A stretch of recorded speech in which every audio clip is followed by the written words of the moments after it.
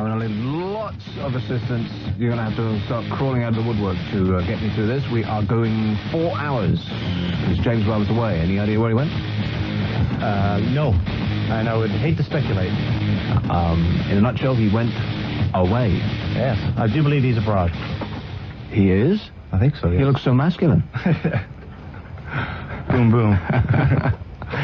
So it's 0500 1053 89. It's a free call.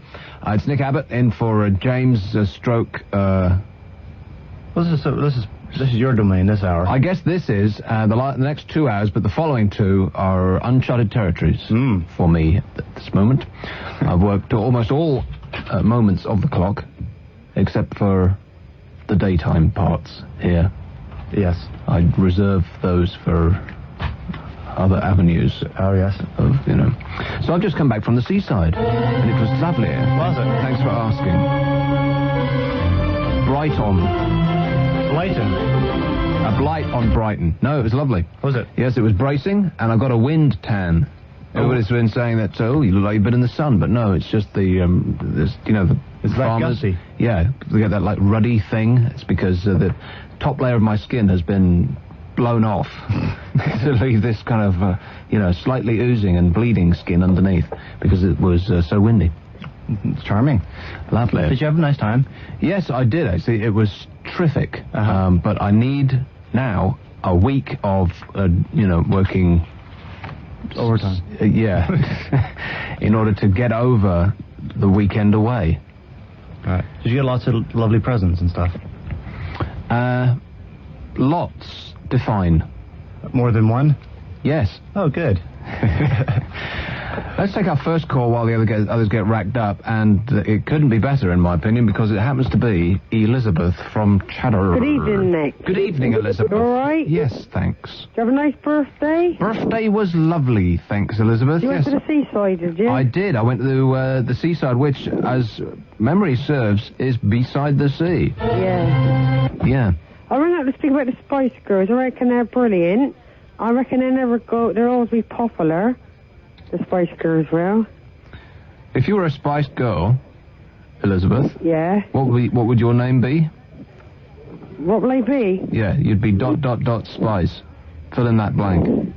No, Spice Girls is good though. But I want to have a Spice Girls figure. My figure's coming up. I'm still on my diet, Well, you kind of completely skipped over my question there. Yeah. You know, they're called Scary Spice and this, Sporty that. Spice. That's right. And what are the others? And, what's it? Baby Spice. Baby Spice. Sporty Spice. Horsey Spice. Yeah, Sporty Spice. Oh, Sporty. I thought you said horsey. No, Sporty Spice. Yeah.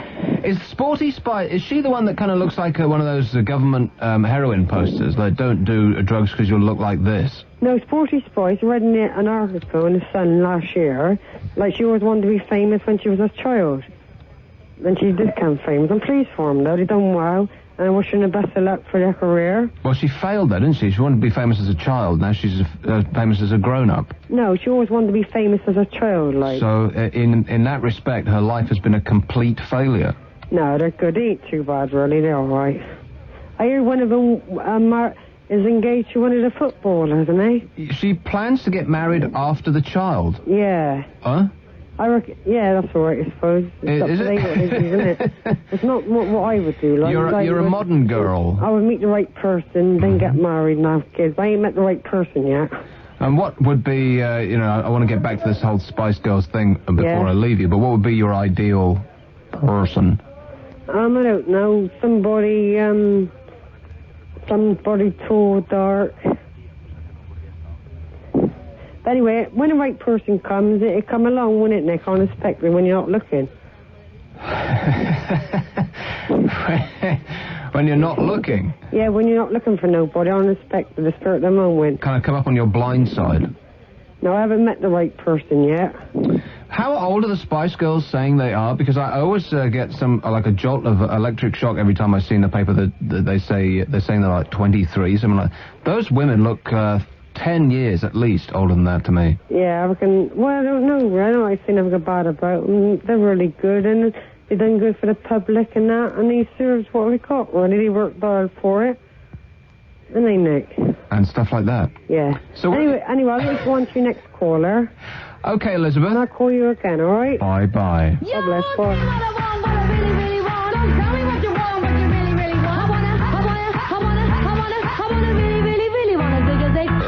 Oh, 500 1053 89. It's a free one. Here is one in Manchester. Hello. Hello? Hello. Nick? Yes. Hello, where have you been? I went to Brighton for the weekend. For the past 7 years? For the past 7 years? Yes. I don't know. Where do I start? I don't know. I used to worship you like crazy, and you made me instigate radio overseas, of which I did for 3 years. I've not heard you since. I made you... What does that mean? I made you instigate radio overseas. What does that mean? I work for a radio station. Do you? Which one? No, I did do. Coastline Radio. The only English radio station in Spain. 24 hours English. You see. That's what you've learned so far. How many years were you over there? Probably español, see? How many years were you over there? 3 years. 3 years, and all you know is CC? CC, San Miguel. Oh, San Miguel, yeah. Or any of those other beers. So you listened to me, and then that made you go to Spain. That made me go to Spain. You gave me hope. You gave me insights. Whereabouts in Spain? A little town called Nerja. What? A little town called Nerja on the south of Spain. Nerja? Nerja. It sounds like you got sort of phlegm in the back of your throat. You know that sound you make when you get up in the morning, like smokers make when first thing in the morning, standing over the sink and hocking up a loogie. All right, okay, I think we've heard enough. Blimey, and so you went to Spain on my instructions, is that what you're saying? Not your instructions, not so much your instructions, but I had an opportunity to work on a radio station out there, and I went and took that, and ended up staying for 3 years, and I've not heard you since. I've not heard you for about 7 years or so now. First time in 7 years. Gordon Bennett, mate, I've been here, there, and everywhere. I've barely been off the radio for a moment. Where can we find you from? I mean, I know you're at Talk Radio for the next 2 weeks, but where after? I don't know. Perhaps you know something that I don't. It's Mr. Mackenzie's son called up. What a disturbing revelation. I've got 4 hours to go, and already I know I'm going to get sacked. I'm here, mate. I'm here. Like, I'm here 8 till 12 for this week because James Well's away, but on my ordinary slot, if you can call it ordinary, let's say normal, well, that's not right either. My usual slot is, what is it? 7 till 9. Is that right? 7 till 9. 7 till 9, You're yeah. a professor. On 1053? Absolutely correct, sir, yes. Okie dokie. 1053 and 1089. FM. This Talk Radio. Medium wave. Yeah. Talk Radio. Okay, all right, I shall carry on eating my tea. And 7 till 10 on Fridays. Thanks a lot, mate. Cheers. You can also find me, somewhere else whenever you so may choose to do so. So we have, we can take a break, we'll come back, and it's, not...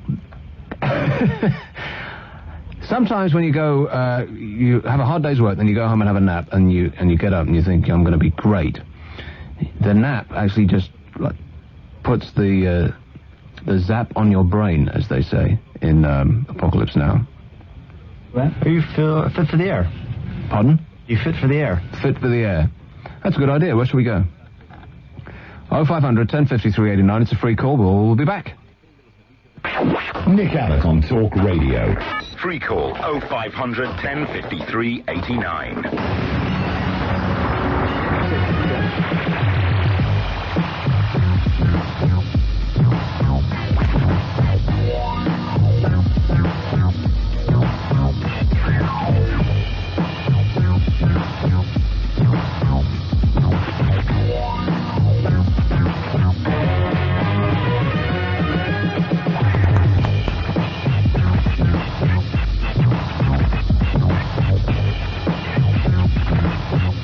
Lovely musical interlude. I was just trying to find there's 2 surveys, or it might well be the same surveys done about what people think about Prince Charles, about Charlie.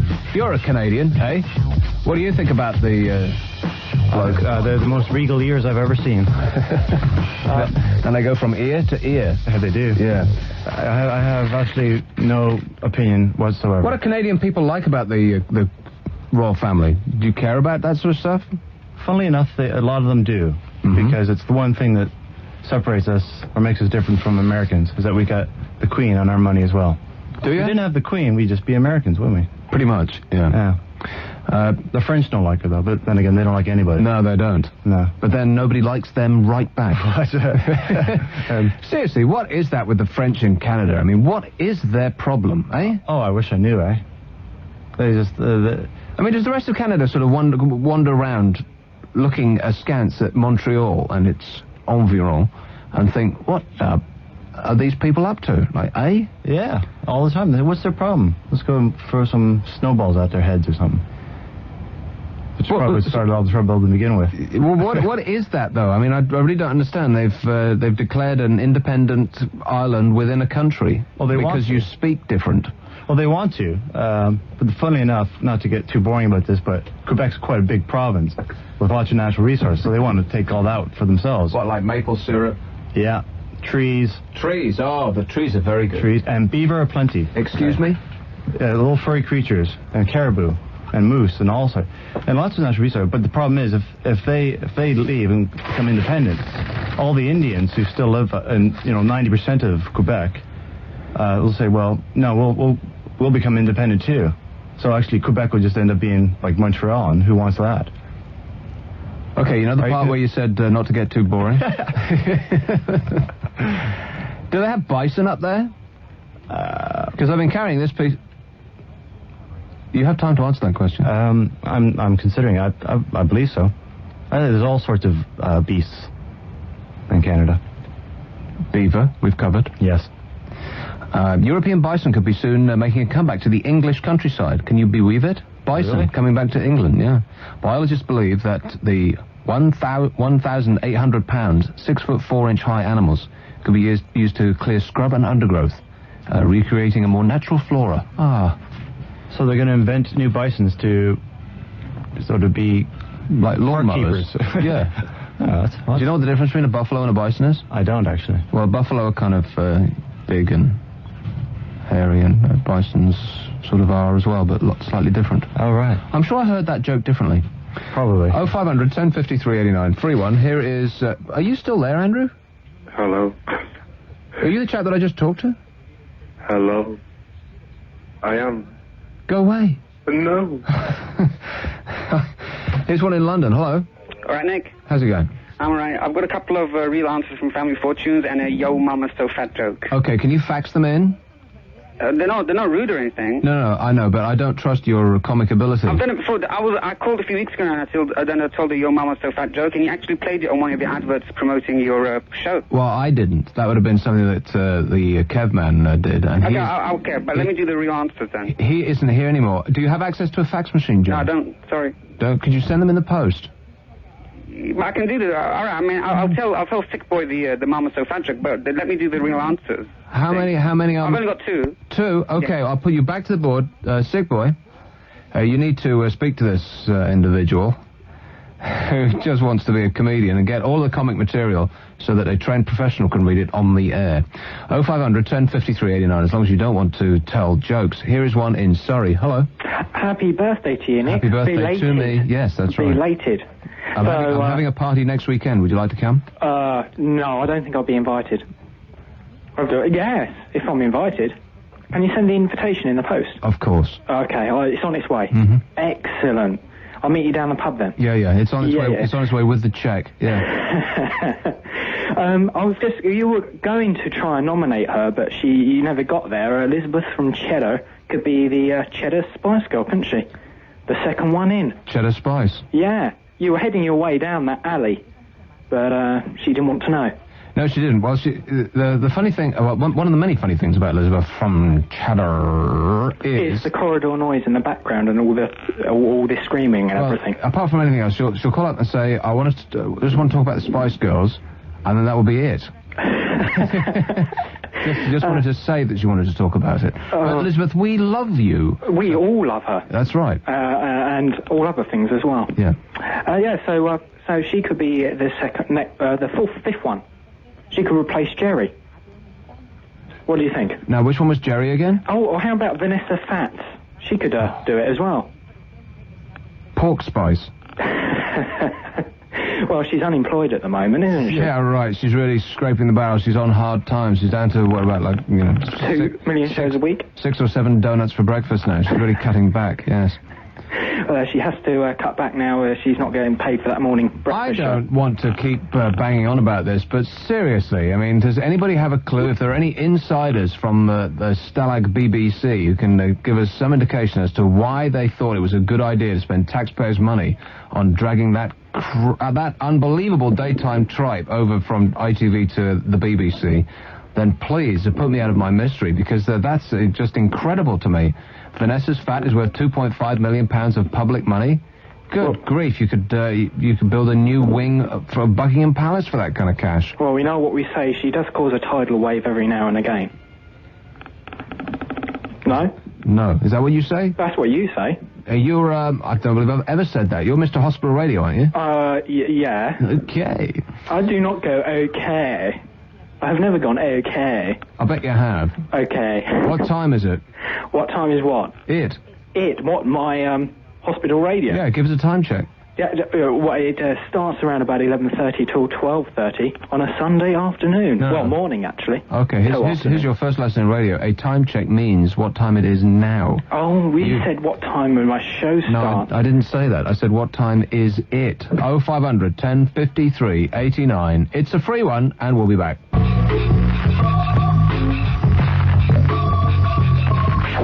Abbott. You have got to talk to him. He'll listen to you.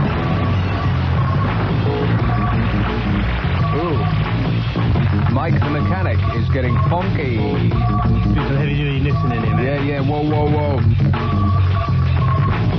Okay. I feel that this is kind of like a train, this show this evening. It's a slow start. We are picking up, no question about it. Because I jumped in kind of in the middle. I'm normally an hour in already today. But you have to, let's pace ourselves. It's 4 hours. That means, for me, 7 hours on the air. That's as much as people do in the office. And yet, being on the air, it might seem as though I'm just, kind of casually going through and having a little chit-chat every now and again. Mm-hmm. But this is intensely stressful work. Do you understand that a 4-hour show, I mean, that's as long as you'd want to do a talk show for. Yeah. Of course, Ian Collins is doing 6 hours. Is insane. Yeah. So, in fact, this is turning into micro radio, because I'll be on the air for 10 straight hours. 10 hours? Yeah, from... Wow. Well, now until tomorrow, 6 or whenever... Why is he doing 6 hours? I thought his show was 5.5. It used to be. It used to be about 18 hours. I've lost track. He's on for 6... He always does 6 hours now? No. He usually does 1 to 5. 4 hours. 4 hours, right. But, because James is away. Yeah, so he had to do the extra hour. And then a bit of an oversight somewhere in the scheduling. They realized that the breakfast show was actually going to be in L.A., and so Wee Billy Overton, who does the early breakfast show at 5. Is that what they call him? Wee Willie? Wee Billy, that's what we call him. He's going to be in Los Angeles, so he's not here to do his show from 5. So Ian's got to stay till 6. Why the hell is he in Los Angeles, by the way? I don't know, justifying budgets, you tell me. It's the end of the tax year and we just had some extra cash, so why not? Of course. So like the GLCs. Yeah, they got a call from Disneyland and they said, we're inviting radio stations over. Would you like to come? And the producer said, absolutely.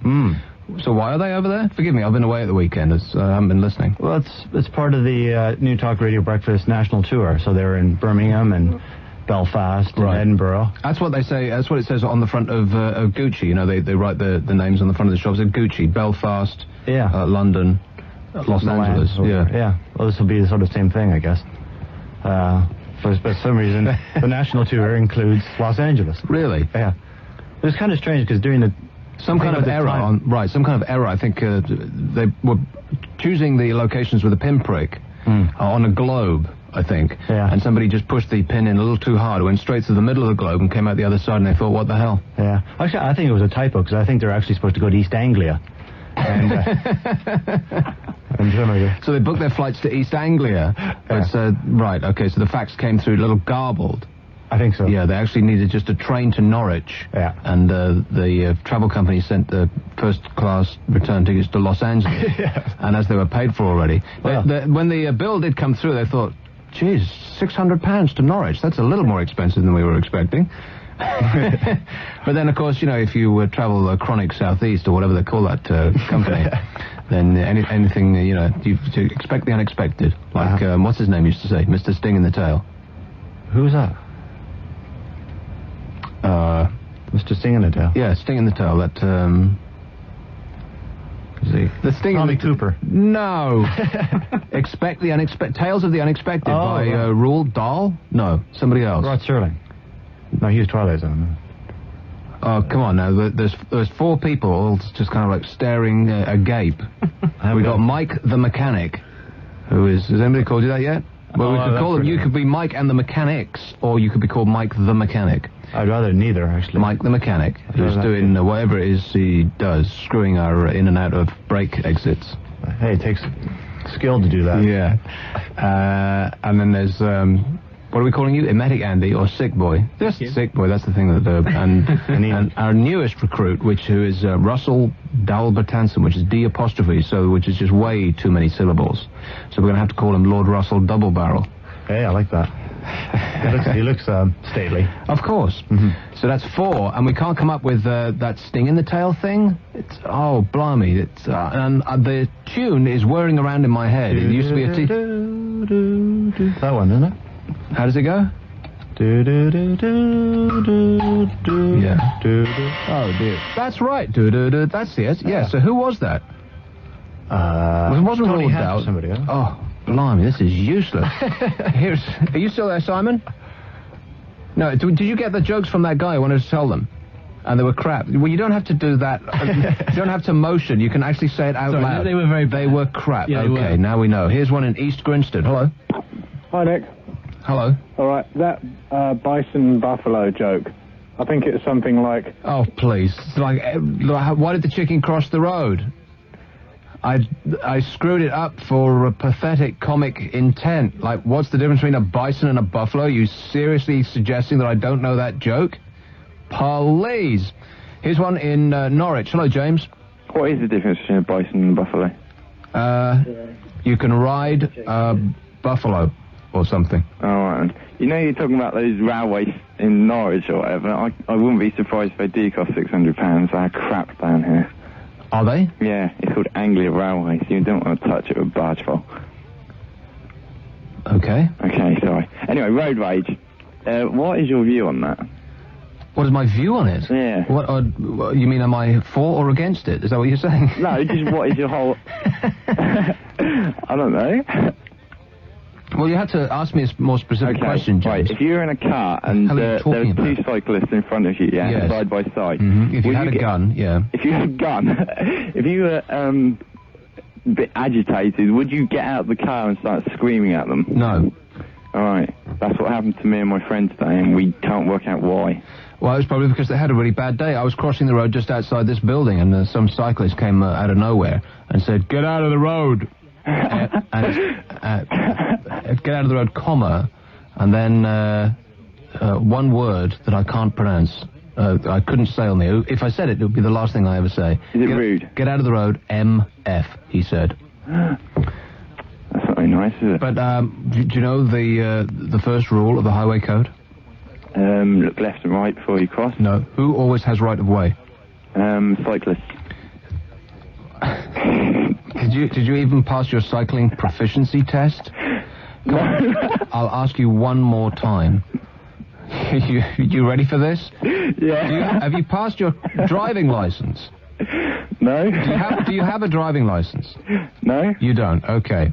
Well, this is something. Do you intend to drive a car in the future? Yeah. Get a hold of yourself, James. Sorry. Who always has right of way? Think, man. You. That's a good answer. I always have right of way is the correct answer. So I get a prize now. Congratulations, James. We'll send you some crap in the post. Thanks a lot. 0500 1053 89. Who always has the right of way, Mike the mechanic? You, Nick. Well, that's not quite right. Let's get this. I don't feel I can continue before we... This show, if nothing else, is an education.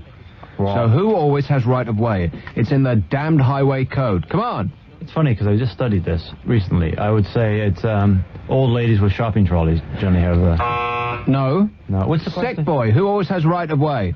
The pedestrian. The pedestrian is the correct answer. You win a prize. Oh, thanks. And could you look any more pleased with yourself? I feel like a child at school. You look like one. He's kind of like sitting up straight and bouncing up and down. Oh, I got that one right.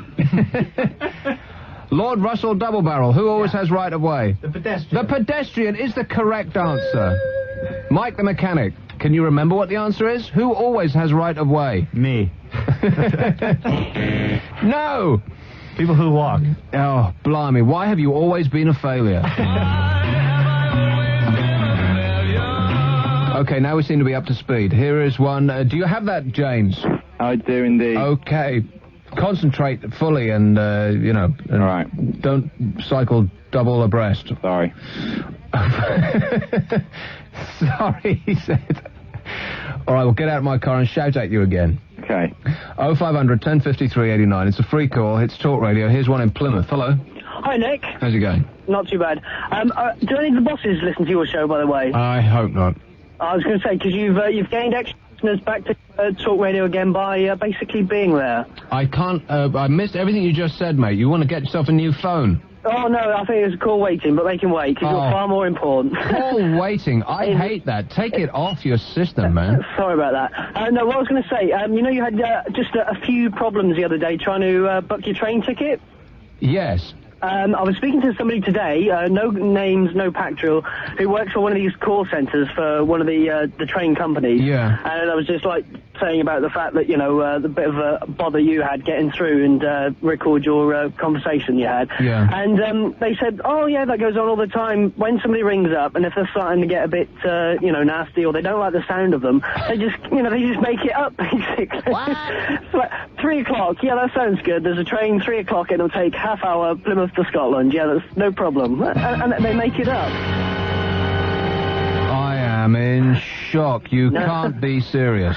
I'm deadly serious. I suppose it's one of those big rooms with a lot of people all answering phones. There's no way of ever finding out who gave you that information, is there? I mean, you can complain till you're blue in the face, but there's no way you'll ever get that person back. Brilliant. Is there anyone you ring up and say, your calls may be monitored or recorded for staff training purposes? Yeah. Then you know they're going to give all the right information or whatever. So they may be recorded for the amusement of staff later, yes. But basically, they're a pack of lies, so don't believe a word they say. Unbelievable, Jason. Okay, well, thanks for the new news.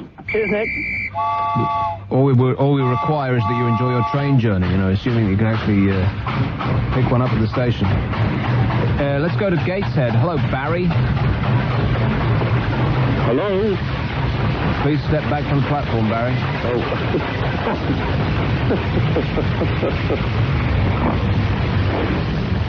Hello there. Nice to speak to you.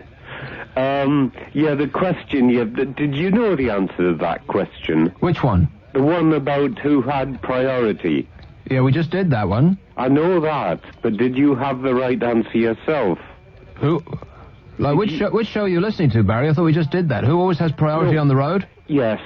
Who always has... yes. Yeah, did you know the answer? Yes, we just did that, Barry. Who yes, always... I know that. Well, I want to ask you one question from the theory test that learners have to First of all, Barry, let me ask you one question. Right. Who always has priority on the road? Pedestrians. No, it's me. Well, you're a pedestrian. I suppose so, yeah. Aye. I am pedestrian. Right. I'm a driving instructor. You are a driving instructor? Yes. Oh. Let me ask you one question from the theory test. I'll be able to get this easy. I passed my test first time when I was 17. Lay it on me, dude. Right, okay. Where would you find amber studs on a motorway? Amber studs? Amber studs on a motorway. Amber studs. Amber studs. I don't know. It sounds like amber. It sounds like somebody who's been hitting the sunbeds too much and they're going out with Madonna.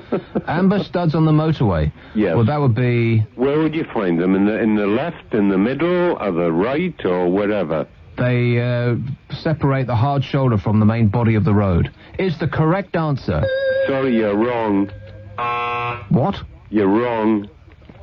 Amber studs on the motorway. Amber studs. Right, they separate the slip road coming in from the left. No. Is the correct answer. It's not. Isn't it? It's not. Damn it. Amber studs on the motorway. Right, we'll go through our little team in there. You've only got 2 more choices to make. You've said the left-hand side. You've talked about the slip road. Then it's the right-hand side. Is the correct answer. Correct. So now you've learned something. I guess so, yeah. Aye. Something really, really useless, as a matter of fact, because when are you ever... Really no, seriously, when are you ever going to mistake the right-hand side of the road from the left-hand side? What difference does it make what colour the studs are? Well, good grief, what a stupid question, man. Well, but that's one of the questions that's asked on the theory test for learner drivers. Well, that's daft. Ask me a question that would actually save my life now.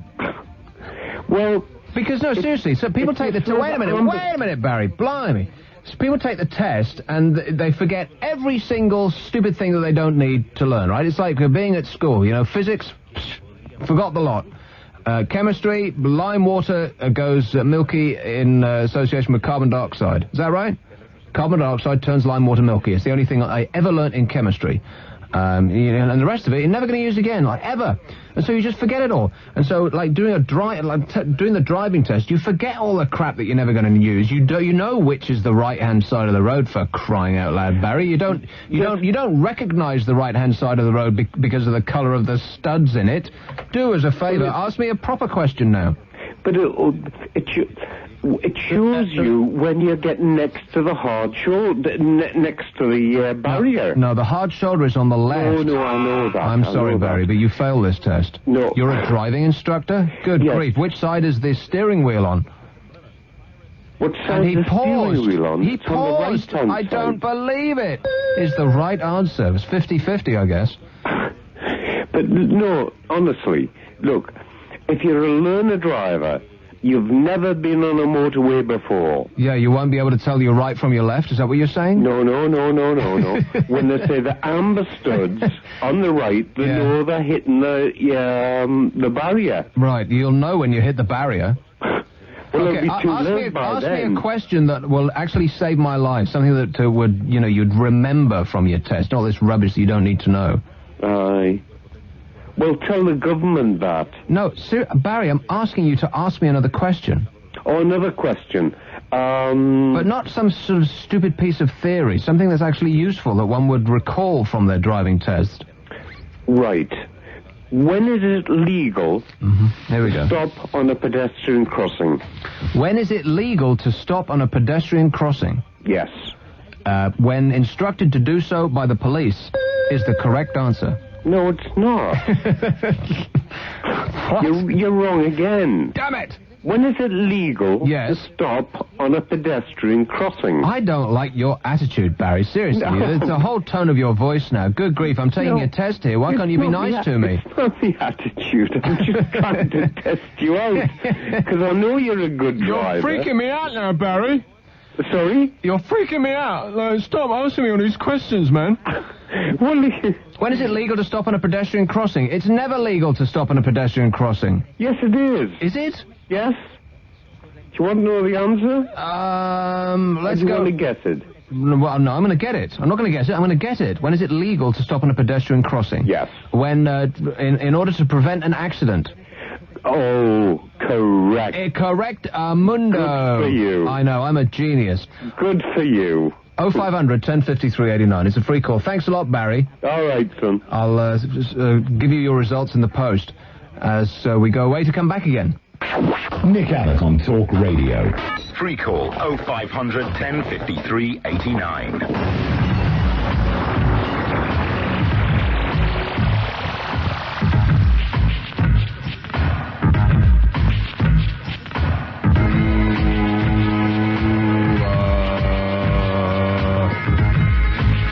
Where is it? Name the 5 places where it's illegal to park.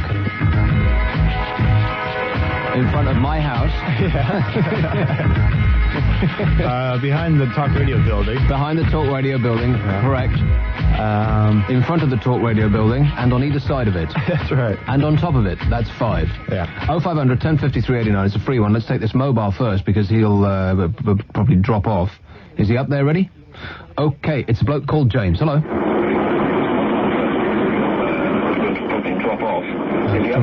Okay. Not quite ready, obviously. He's just holding a phone up to the radio. Here's one in Yorkshire Dales. Hello. My question is this. When road users, especially drivers, car drivers, are paying responsibilists. Okay, can you get another phone? 0500 1053 89. And, you know, it's just like generally. No! You hear me? You go to hell! You go to hell and you die! Here's one in Blackburn. Hello. Hey, Nick. Riz. How's it going? All right. I love listening to your show. In the morning. Yeah. You love the smell of my show in the morning, yeah? Yeah. It smells of, victory. Right, okay, yeah. Loose change. I hate loose change. Don't you just hate loose change? I find that it's aggravating when you buy trousers that don't have little change pockets. Yeah, but even then, I mean, you're walking around with really heavy pockets because you got loads of special coppers. I mean, you have more coppers in your pocket than there are in Scotland Yard. You should throw them away. Yeah. Give them to somebody who's asking for some spare change. Well, what I usually do is give them to my mum. Does she ask for some spare change? No. Just checking? Yeah, that's all right. That's fine. 0500 1053 89. It's a free call. And so far, it's a free call. This is a front page of the Daily Mirror, right? We can't forgive Charles. It's a ICM poll. Prince Charles is now failing to get public backing for his new life after Diana's death. What a stupid thing to say. Do you agree that he continues to live, is basically what they're asking. And people say, oh, no. Oh, I don't agree with that at all, no. He should, like what? Just hold his breath? Until he expires? An exclusive Mirror poll reveals that people are still not willing to forgive how he treated her. The amazing survey shows that only 6% of women like him, even though they accept he is now a better father. And although Charles scores slightly higher in people's affections than when Diana died, he is still near the bottom of the league table of royal popularity. Yeah, blah, blah. Well, no one has to vote for him. What difference does it make? The Times, however, says opinion turns to favour Prince as king. Huh? That was an ICM poll. This is a Maury poll. When in doubt, well, you know, if there's no news, then just commission a poll. Seriously, that's what they do. Yeah. Just commission a poll, and hey presto, there's a story. Sure. Just ask your friends at the pub. The public has changed its mind, says the Times, to give support to the Prince of Wales becoming king with Camilla Parker Bowles as his bride. In less than a year, the tide of support has swung greatly in his favour, it says. Exactly 100% the opposite of what it said in the Mirror. Both polls presumably weighted to represent this great, stupid nation of ours. The percentage of those confident that the king would make a good king has leapt to 61%. Another poll carried out by NOP for the Sunday Times found that 41% of people believe that Britain had become a more caring and compassionate society since the princess' death. And this thing in the Mirror said exactly the opposite. It said that her death hadn't made the slightest bit of difference. And we're all still just as, much of a horrible slime balls as we were before. So that's 3 polls, all asking the public what they think, all sort of weighted for, class and age and sex and all that stuff. None of them agreeing with each other at all, which kind of makes you think, because the election is the biggest poll of all, right? Right. And maybe we got that one wrong. Well, it's beginning to seem that way, isn't it? Maybe they had an election the day after or something. Who the hell is responsible for that? I don't know. So it's 0500 1053 89 as we... Blimey, is that the time already? Is it 10 to 9? 13 minutes of time. Did we do almost a whole hour? We've done 47 minutes or thereabouts. Unbelievable. What have we talked about so far? I have no idea. Bicycle. We took a little test, which we passed with flying colours. We did. I think I got every single question correct, sir. Yeah. Here's one in Nottingham. Hello. Hi, Nick, how are you? All right. Basically, my mum bought the new Friends videos today. What, of the old series, or...? No, you know the fourth series that's on TV at the moment? On Channel 4? Yeah. Yeah. Well, basically they're putting it on video before you can actually see it on TV. Really? Yeah, my mum's gone and bought them because she's, like, obsessed with it, but I don't see what all the fuss about, because I don't think it's that good, to be honest. I just want to know your opinion on it.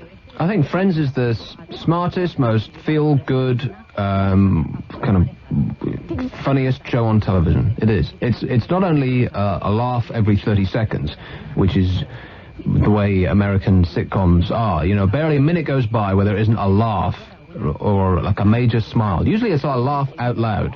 Whereas British sitcom, you could wait the whole 30 minutes and you would barely raise a flicker of a smile. I think there's a lot better American sitcoms than Friends, though. But the thing with Friends is it's so feel-good and warm, you know. I mean, Frasier is... Brilliant. Yes, it is. It's funny and sophisticated and wry and all of that stuff. Although I think the earlier ones are better because more lately it's got a bit kind of slapstick and a little silly, actually. But earlier they sort of relied on less Frasier desperately searching for sex and more on sort of witty banter and repartee. But it wasn't so much of a feel-good comedy as Friends. I mean, the thing with Friends, and Cheers had this as well, is that you just want to be a part of those people's lives.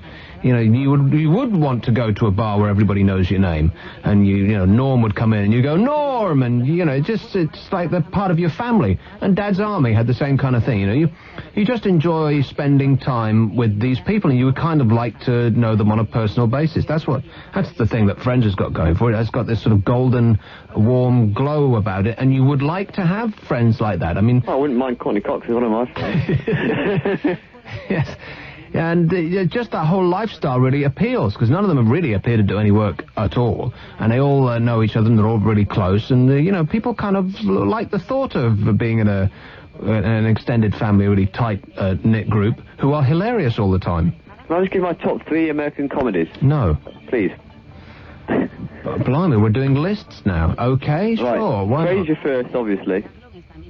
And then... Seinfeld second. Seinfeld is not Don't start funny. when we go that again, because whenever I've mentioned that before, you slagged it off. I think it's a really good comedy. It's not fun. Okay, Mike, the mechanic, is Canadian, which is almost American.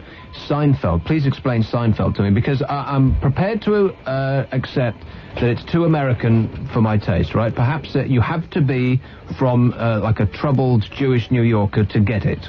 I don't think so. Is that the case? No, I get it. I'm not troubled Jewish or a New Yorker. Do you actually think it's funny, though, Mike? I think it's brilliant. I think it's one of the best sitcoms ever.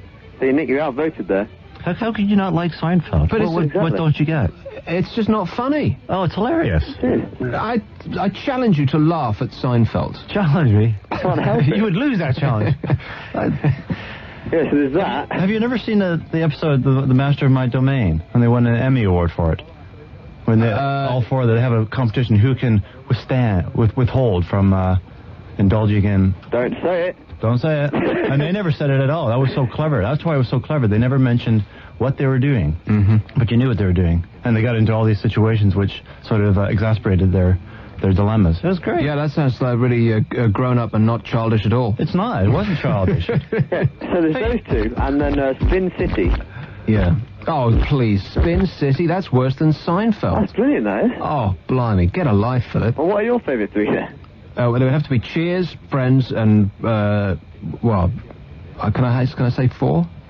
Go on, then. Cheers, Friends, Frasier, and, Larry Sanders. That's rubbish, Larry Sanders. Oh, no, that's please. brilliant. Can I say 5? Okay. Oh, go on. Roseanne. Can I say 6? Go on. Bilko. Now, that is one of the greatest comic creations of our time, and also one of the greatest performances. I mean, Phil Silvers is he dead? Oh, yeah. Yeah. The way you said that, you just sounded so relieved. Oh, yeah, blimey, let's have a party. You bastard. It got spoiled by the film, though, that did. With Steve Martin in it. Oh, I'd avoided that like the plague. That was awful, that was. Absolutely okay, listen, Philip, you've taken up far too much of our valuable time here, where we have many issues and topics to discuss, and it doesn't seem like we're going anywhere with this. It's just a list, just a boys' list. Do you have a call so far? Do Do you have pictures of Pamela Anderson on your wall and collect train numbers too? No. 0500 1053 89. It's a free call, and the call that I was going to go to just dropped off, damn it. But we need to go away in order to come back again. Nick Abbott. You know, you think that he's helping you, but he's hurting you.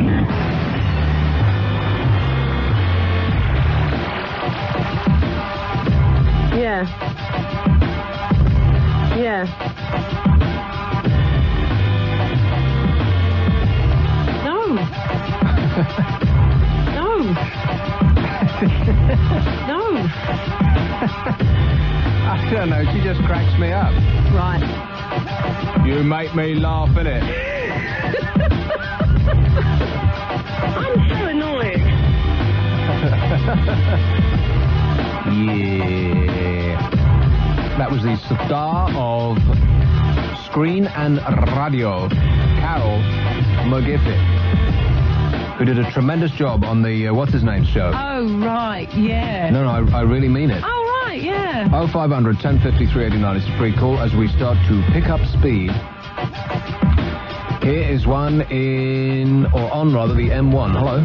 Hi, Nick. How's it going? Very well, thanks, mate. I'm just phoning up to have a gripe about something. Something annoys me intensely, and I hope people listening might agree. People that go on holiday and come back with accents. Accents? Accents. From holiday? They've been on holiday. I've got a friend of mine who went to Sydney for a month, and he came back with a really broad Aussie accent, and it so affected it. You know how annoying that can be. Yeah, mate, I do. No, Australian is a really easy accent to pick up because it's slightly lazy. It's sort of like rounded. People often, people meeting me for the first time, will more than not say, which part of Australia do you come from? Yeah. Because I just have that sort of weird twinge and twang around it. American accents are the same thing. They're just really, really easy to slip into. And while to Americans or Australians, we still sound as British as ever, if we pick up a bit of a twang, it just sounds really awful to our ears. Because it sounds like, you say, like they're putting it on. I think it's really naff, and he occasionally slips into it and says, I forgot, I thought I was in Australia again. And you know how they talk, they go barbecue, they sort of raise the end of the word up and make it sound like a question. Do they? Barbecue? Yeah. Australians do that, don't they? I don't know. Barbecue? Like that? Yeah. They don't. I just wondered if anyone else would has encountered the same annoying problem. Well, people could go to Australia, of course, go there for a long time. I mean, nobody goes to Australia for the weekend or even a week, right? So you're there for 3 weeks, something like that. Am I right? Yeah. So I can understand that you would come back and pick it up a little bit, but you pretty much get through Gatwick Airport, come out the other side, and you've dropped it. I think any more than that, they're showing off, mate. I think he's just driven into the car in front. 0500 1053 89. Please go hands-free at all time. Here's one in London. Hello. Oh, hello. Hello. Did you say London? Because it was half... I said it was a London thing, innit? We somehow or other. Yeah, hi. Hello. Hello, June. Hi. Hello. How are you? I'm very well. Cool. You were talking about Gary Shandling, weren't you? Gary Shandling, yeah. Oh, my God. The funniest man I have ever come across in my life. Really? He's hilarious. I was working on a film in LA, and he just can't stop. If he realizes that you're a giggler, he totally... Can't take his hands off you? Oh, his hands never came on me, damn it. I wish they did, but he's What film was that then, June? He's witted. What film was that you were working on? It's a film that's not out yet. It's got a new title, and I haven't heard what it is yet. I know they're changing the title. It's a film with Warren Beatty, who's a friend of his. I thought you were going to say a friend of yours. Well, he is a friend of mine. And what did you do on this movie? I was script writing. You're a script writer? I am a script doctor. You are? Can I talk to you after the news? Would you mind holding on? It's a free call. I just want to know what a script doctor is. I want a little insight into Hollyweird. Hollyweird. All right, well, hang on, June. I'll talk to you in a couple of minutes. Is Nikki the newsreader in there? Nikki the psycho newsreader. Psycho newsreader. You only say that because you're in the next room. Yes. What did I ask you to do? Is it fart news? Yes, it was indeed. Fart news. Hallelujah, here it comes. And now for the fart news. The upside is that a new slimming drug will help you lose weight. The downside is that it will give you chronic flatulence. Xenical works by stopping the body from absorbing fat. And in spite of the side effects, doctors are predicting the pills will become as popular with women as Viagra is with men. And researchers at the Veterans Affairs Medical Center in Minneapolis are sniffing farts to try and find out why they smell. They'll be rating them on a scale from 0, that's for no odour, to 8, very offensive, having fed their subjects on a fixed diet. The hope is that when they have the results, they'll be able to develop a commercial device for reducing the offensive odour. And now, talk radio satellite weather. I can't believe I just read that. I cannot believe. I can't you believe made me do that. You did it with a straight face. You are a genius. We love you. Thank you. Now, talk radio satellite weather. Yes. Any showers this evening should die out, leaving most parts dry with clearing skies. But this will mean it'll turn cold and breezy with a touch of frost in some northern parts. Rain moving into Northern Ireland later this evening. The overnight low, 3 degrees in Scotland, but 7 to 10 degrees centigrade everywhere else. You're a bit slow tonight, Nick. You had an open opportunity for music there and you failed. Which one? The temperature. Overnight low, 3 degrees in Scotland. Oh, no, I don't believe it. I missed that pointed one. it out to you. God damn it. I know. Talk Radio News time, it's 4 minutes past 9. Award-winning talk radio across the UK on 1053 and 1089 AM. KPMG Commercial Radio Station of the Year. This is not the home of amateur radio. We're doing this for real. This is actually going out on the air. There will be one person who will save us from world destruction. Guess who it is? Kev? I'm thinking of having my knees removed. Why? Why not? Something to do. What sex was George who found fame on children's TV programme Rainbow? Was that the one with the zippy mouth thing? Oh, no, that was Zippy, wasn't it? What an idiot.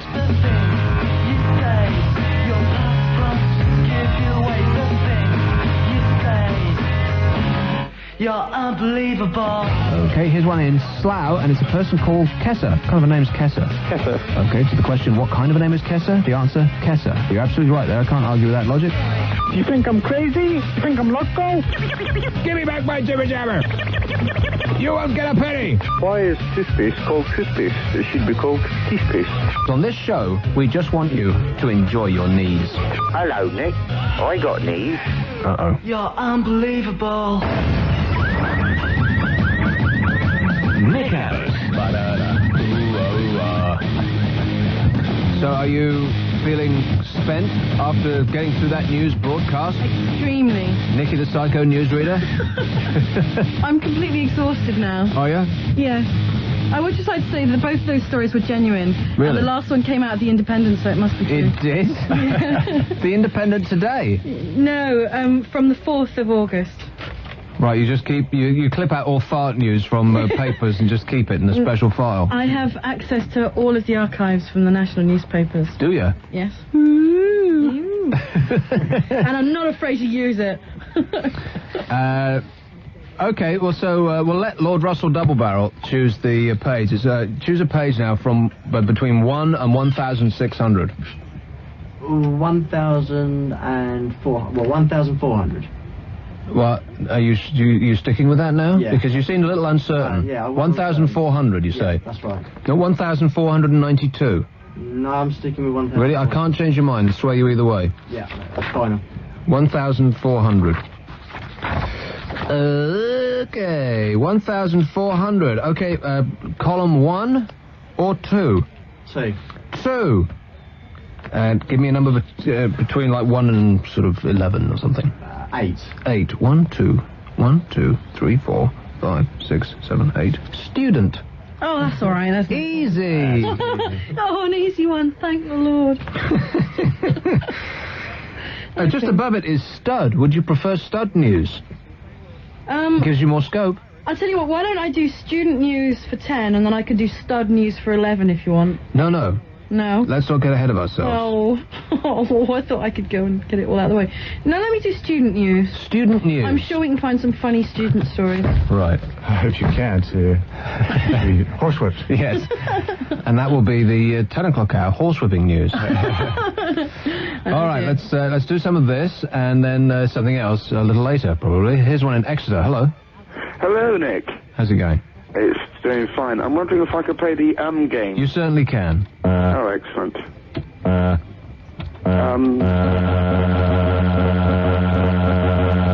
You. No, you're a loser, baby, so why don't we kill you? Here's one in Brentwood. Hello? Hello there, Nick. How's it going? Yeah, don't you reckon that Dad's Army was like one of the best programs ever? Yeah, because not necessarily that it was laugh out loud funny, but you just really wanted to spend time with those people. Exactly. I mean, if that could be on again, that would rival programs like EastEnders, Emmerdale Farm, Coronation Street, all that stuff. No, it wouldn't. No, it wouldn't, because it is on again. Yeah, but it's not the same people as it. Half of them are dead, in fact. In fact, if it was possible, I think they should actually build these people again by taking the original sperm from these people, impregnating other women, and actually building a second series. What?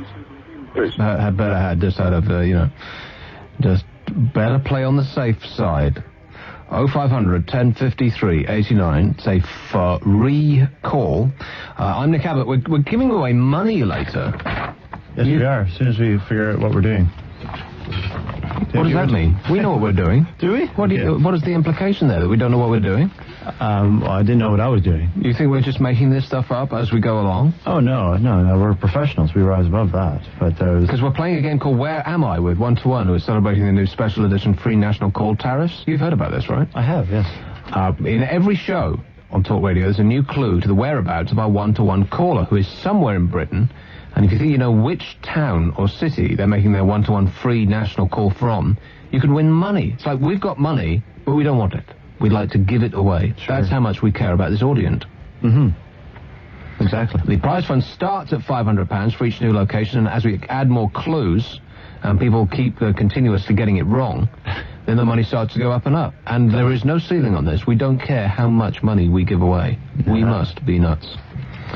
So we're going to do that in a little while, in about an hour or so, something like that, aren't we? We're going to actually give free money away, which seems a little strange behaviour on our part to me, but there it is. Sick Boy seems to have stopped work. You're talking to Mike. I'm, waiting, and when we finish talking, I'll go and answer all these people's phone calls. I'll go to a break as well. Oh, we have to do a break? Yes. And then we're going to come back. I just need more productivity in there, okay? Like, I don't think I'm being unreasonable, but there's 4 people working on this show, one of whom is me, and I'm the only one who's doing any stinking work. You heard what happened when Yeltsin sobered up for 5 minutes. He sacked everybody in sight. Well, if I ever sober up, that might happen here too. So just think on, young man, and we'll go wake her back. Nick Abbott on Talk Radio. Free call 0500 1053 89.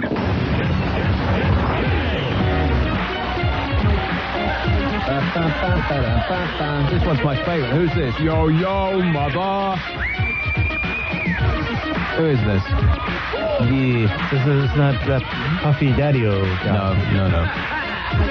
All right, close the mic and let him get on with his work. You need a pair of headphones with that. I don't know how many times I've asked for this. A pair of headphones with a little microphone so that you can speak to me while the sick boy gets on with his work. Do we not have a pair like that? Like a directional microphone like that, so he can carry on. I do think it's ridiculous, but by the way, that he's answering the phones next to the person that I'm talking to on the air, so that this whole system is mad in here. It is. Sick boy should be in a soundproof booth on his own. Like, I know that's not a great job, but he should be somewhere else, so that when I'm talking to you, he's not. So open the mic now. Yeah. And he'll stop talking. He's like kind of like a little robot dog. I think he's listening. Oh, is he? He's listening to whatever insane person is speaking to him. Well, I think he's listening too long. If they haven't got their point over in that period of time, then just get rid of them. All right, Kevin, hang on the line for a minute. There he goes. It's Kevin, not the Kevin. Yeah, well, we should call up the Kevin, shouldn't we? Do we? I don't even know where he is. That useless great gonk. Where is he, by the way? Anybody camel, know? Isn't he somewhere? Where? Is he travelling overland on a camel somewhere? I think the camel is travelling overland on him. All right, we're going to go to London as soon as Sicko punches him up, and he's on 5. Hello, Kevin. Hello, Nick. How's it going? How's it going? All right. Right, I don't suppose you remember me, but a couple of years ago, you gave me some advice. Yeah. Very bad. Really? Really bad. Oh, dear. Are you going to sue me now? No, not at all, no, but I'm going to give you... What had happened was I rang up and I asked you, should I go and see somebody over the Christmas? And I've just come back from being abroad, and now I find out I've got a year-old little girl. Eh? And now, well, I've been away for a couple of years, yeah? Yeah. But the point was, 2 years ago, I asked you for some advice. And the question was? Should I go and see this young lady over, well, or not? Over Christmas? Yeah. And you've just come back? It's August. No. I've been back, well, about a couple of weeks, but I've been back, I've been away for a couple of years. Right. And I came back, and now I found out, well, not a couple of years, a year, now I found out I'm now a father. Right. So the advice I rang up and I spoke to you about... What did you get, what did you do to get put away for a year? No, I wasn't put away, I've been away for a year. I've been abroad for a year, Oh, actually. I see, right. Been in America. Mm-hmm. And you're a father, really? Well, how did that happen? Well, I'm sure you imagine it. I'm sure you know how it happened. Yeah. But the point is, I was given bad advice by you. Right. And the advice was? I rang up and asked you, should I go? Because I knew a bloke who was going through a bad time with her, and they split up. Should I go and see her or not? Yeah. And you advised me, go and see her. And I went and saw her. And? And I left a couple of weeks later, and I've just come back now, and I found out I'm now the father of a 9.5-month-old little girl. Right, and that's my fault. Is that what you You gave me the advice. Oh, I didn't tell you to unzip your pants, Kevin. I just told you to go and see her. I'll tell you exactly what you said to do. It was actually over Christmas, and you said, go and see her, enjoy it, get your Christmas bud. And I went and done that, and now I'm, you know what I mean, which I'm not even ready for. You know? I'm not even ready for this. Okay, well, I recall absolutely nothing about this. It doesn't sound like a phrase that I would use. Go and get your Christmas pud? No, you must have been calling another show. 0500 1053 89. All bad advice, willingly disseminated. Please. So this seems to be grinding to a halt again. Look at that. One stinking call on the board. 0500 1053 89. Mondays are always like this. Is it like this on Ian's show overnight? No. It's just a thing about, well, because on Ian's show overnight, it's Tuesday already. Exactly. So we bypassed the Monday problem. Yeah. I do find that Mondays are really slow here. What is that? Like, people sort of don't get it. They, I don't know. I find it aggravating. Especially as I've got 4 hours to do. I need all the assistance I can get, and, forever just coming back to me, and I'm just talking to you, which prevents Sick Boy from answering the phones and that, and we ain't getting going here. There's nothing happening. There's no fire. There's no wit and repartee happening here. It's like I'm just some stumbling fool. I think we should pre-record the show, and then... That's a good idea. Yeah. Or you could eat your dinner. Because I absolutely will not give out topics. I won't. That would be okay. The easiest thing in the world for me to say, right, well, let's do, have you ever seen a ghost? I wouldn't have a single problem. This show would fly by like that. It would be easy, and I'd get paid the same. But I'm not going to do it. I won't. I refuse. You've got to come up with stuff yourself. Don't be expecting me to say, what do you think about the NHS? Or, would you... I just don't. I won't do that. I can't. Don't make me. But you've just got to start helping me to help yourselves. Am I right? Of course I am. You know I am. So 500 1053 89. I'm going to go screenless in a minute. No, please don't do that. Just give Anemic another minute or so. He'll find... the fact that all the lines are lit up and he's not found anyone suitable for air makes me extremely nervous about doing something screenless. Well, that's because he can't work while you're still yapping. So I know. Now we've got all 6 lines lined up, and I bet he goes through all 6. And then the 6 that are waiting to get through after that, not one stinking person is suitable for coming on the air. Okay, here comes one now. And it's a bloke in London, which is spelled Londn. I think he's losing his mind. It's a bloke called Adrian. Hello. All right, Nick. It's me again, Adrian. You again? Yeah. Well, I'm called in and said, why doesn't Sick Boy let me on? Oh, this is from last week? Yeah. Okay, for a second there I thought when you said me again that I'd already spoken to you tonight. No, you can't call no. twice in the same show, because that would be, you know, wrong. Yeah. I know there's loads of people listening, it's just that they're too scared to call in. So Well, it's not scared, I'm sure, it's just they can't think of anything to say. Yeah. Yeah, I guess so.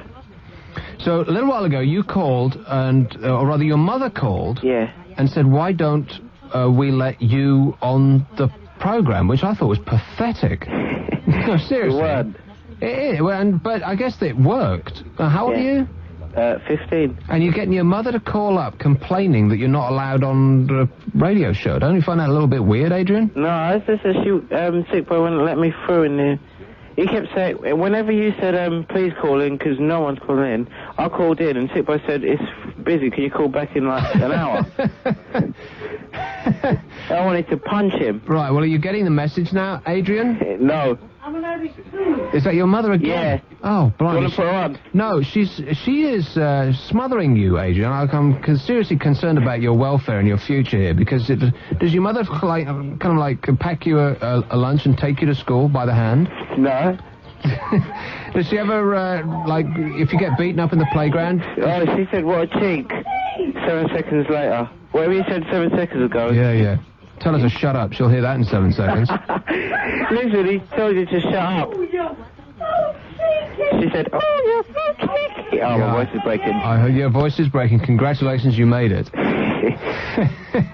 No, you've got to start breaking away from your mother, because she's wrapped you up in cotton wool, mate. No, seriously. I mean, does she settle your fights for you in school? No, I don't have any fights in school. Really? People don't pick on you because your mother is so kind of cloying and... No one picks on each other at our school. No one picks on each other at your school? No. Well, the teachers pick on the kids, but... Everybody kind of gets along smoothly, and it's all loveliness and light? You're joking. Yeah, we cuss each other's mums, but... What kind of a school are you going to? Bacon's College, one in Rotherhithe. Rotherhithe, oops. Bacon's? College. Bacon's? Yeah. Our kids cuss each other's mums, but they only joke about it, they're only joking or whatever. So... But don't you feel like she's holding you back? I mean, you're 15. You're about to, go through, or if you haven't already, go through the change, and you're going to be getting urges, Adrian. And your mother is not going to be. Let's hope your mother is not going to be a part of that. And so you've got to start, leading your own life. Just, get out from under your mother's wing, for crying out loud, Adrian. She's stunting your growth.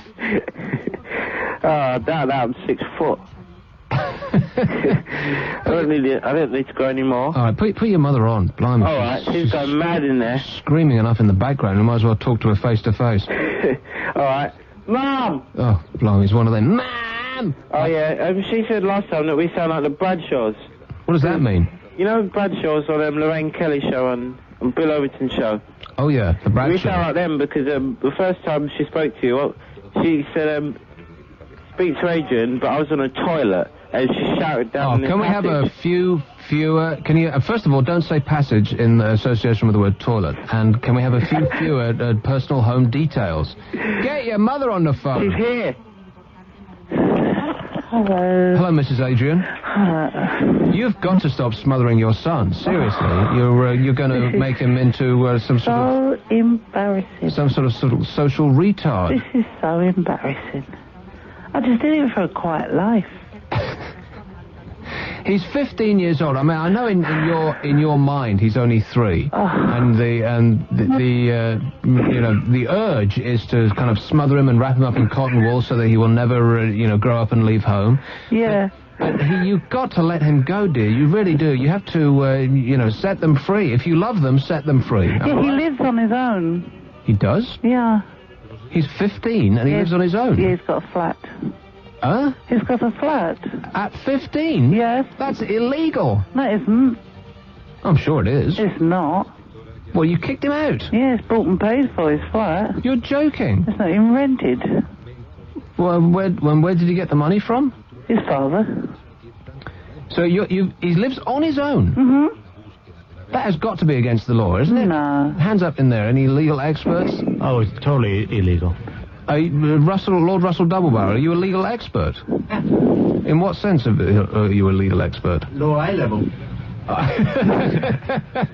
He did law at A-level. And what did you learn in law at A-level? You can't move into flats 15. See, you can't move into, but now, I was completely wrong in this respect, Mrs. Adrian. I thought that you were smothering the boy, but you're actually, you might as well have just dumped him on the doorstep in a like a carrying cot when he was 3. You've chucked him out, he's just a boy. He lives with his uncle. Oh, blimey, talk about giving wrong information. I should put you in prison for, contempt of court, dear. I said, did he live on his own? And you said yes. And now, here we go, we're finding out that you were keeping the truth from us all along. His uncle's a truck driver and is away most of the time. Right. So, like I said before, he should be chaperoned and taken care of at all times. You're not... the thing about you is you're not smothering him enough. That's right. I know. Okay, well, listen, thanks very much for a little insight. Take up hate, yes. If you want to put it like that, sure, why not? Is he French? Yeah, okay. Bye-bye. Bye, mate. It was a little insight into the family life over there. Scary, kind of like the Addams family. Do-do-do-do. Da-da-da-da. Da-da-da-da. Nick Abbott. You have got to talk to him. He'll listen to you.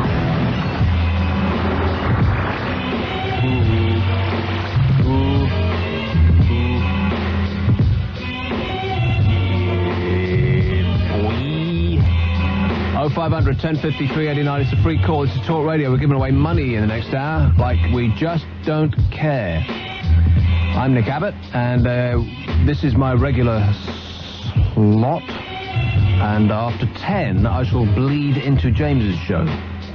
I'll be opening a wound for your listening pleasure. We're doing till midnight every day this week, except the days that we aren't.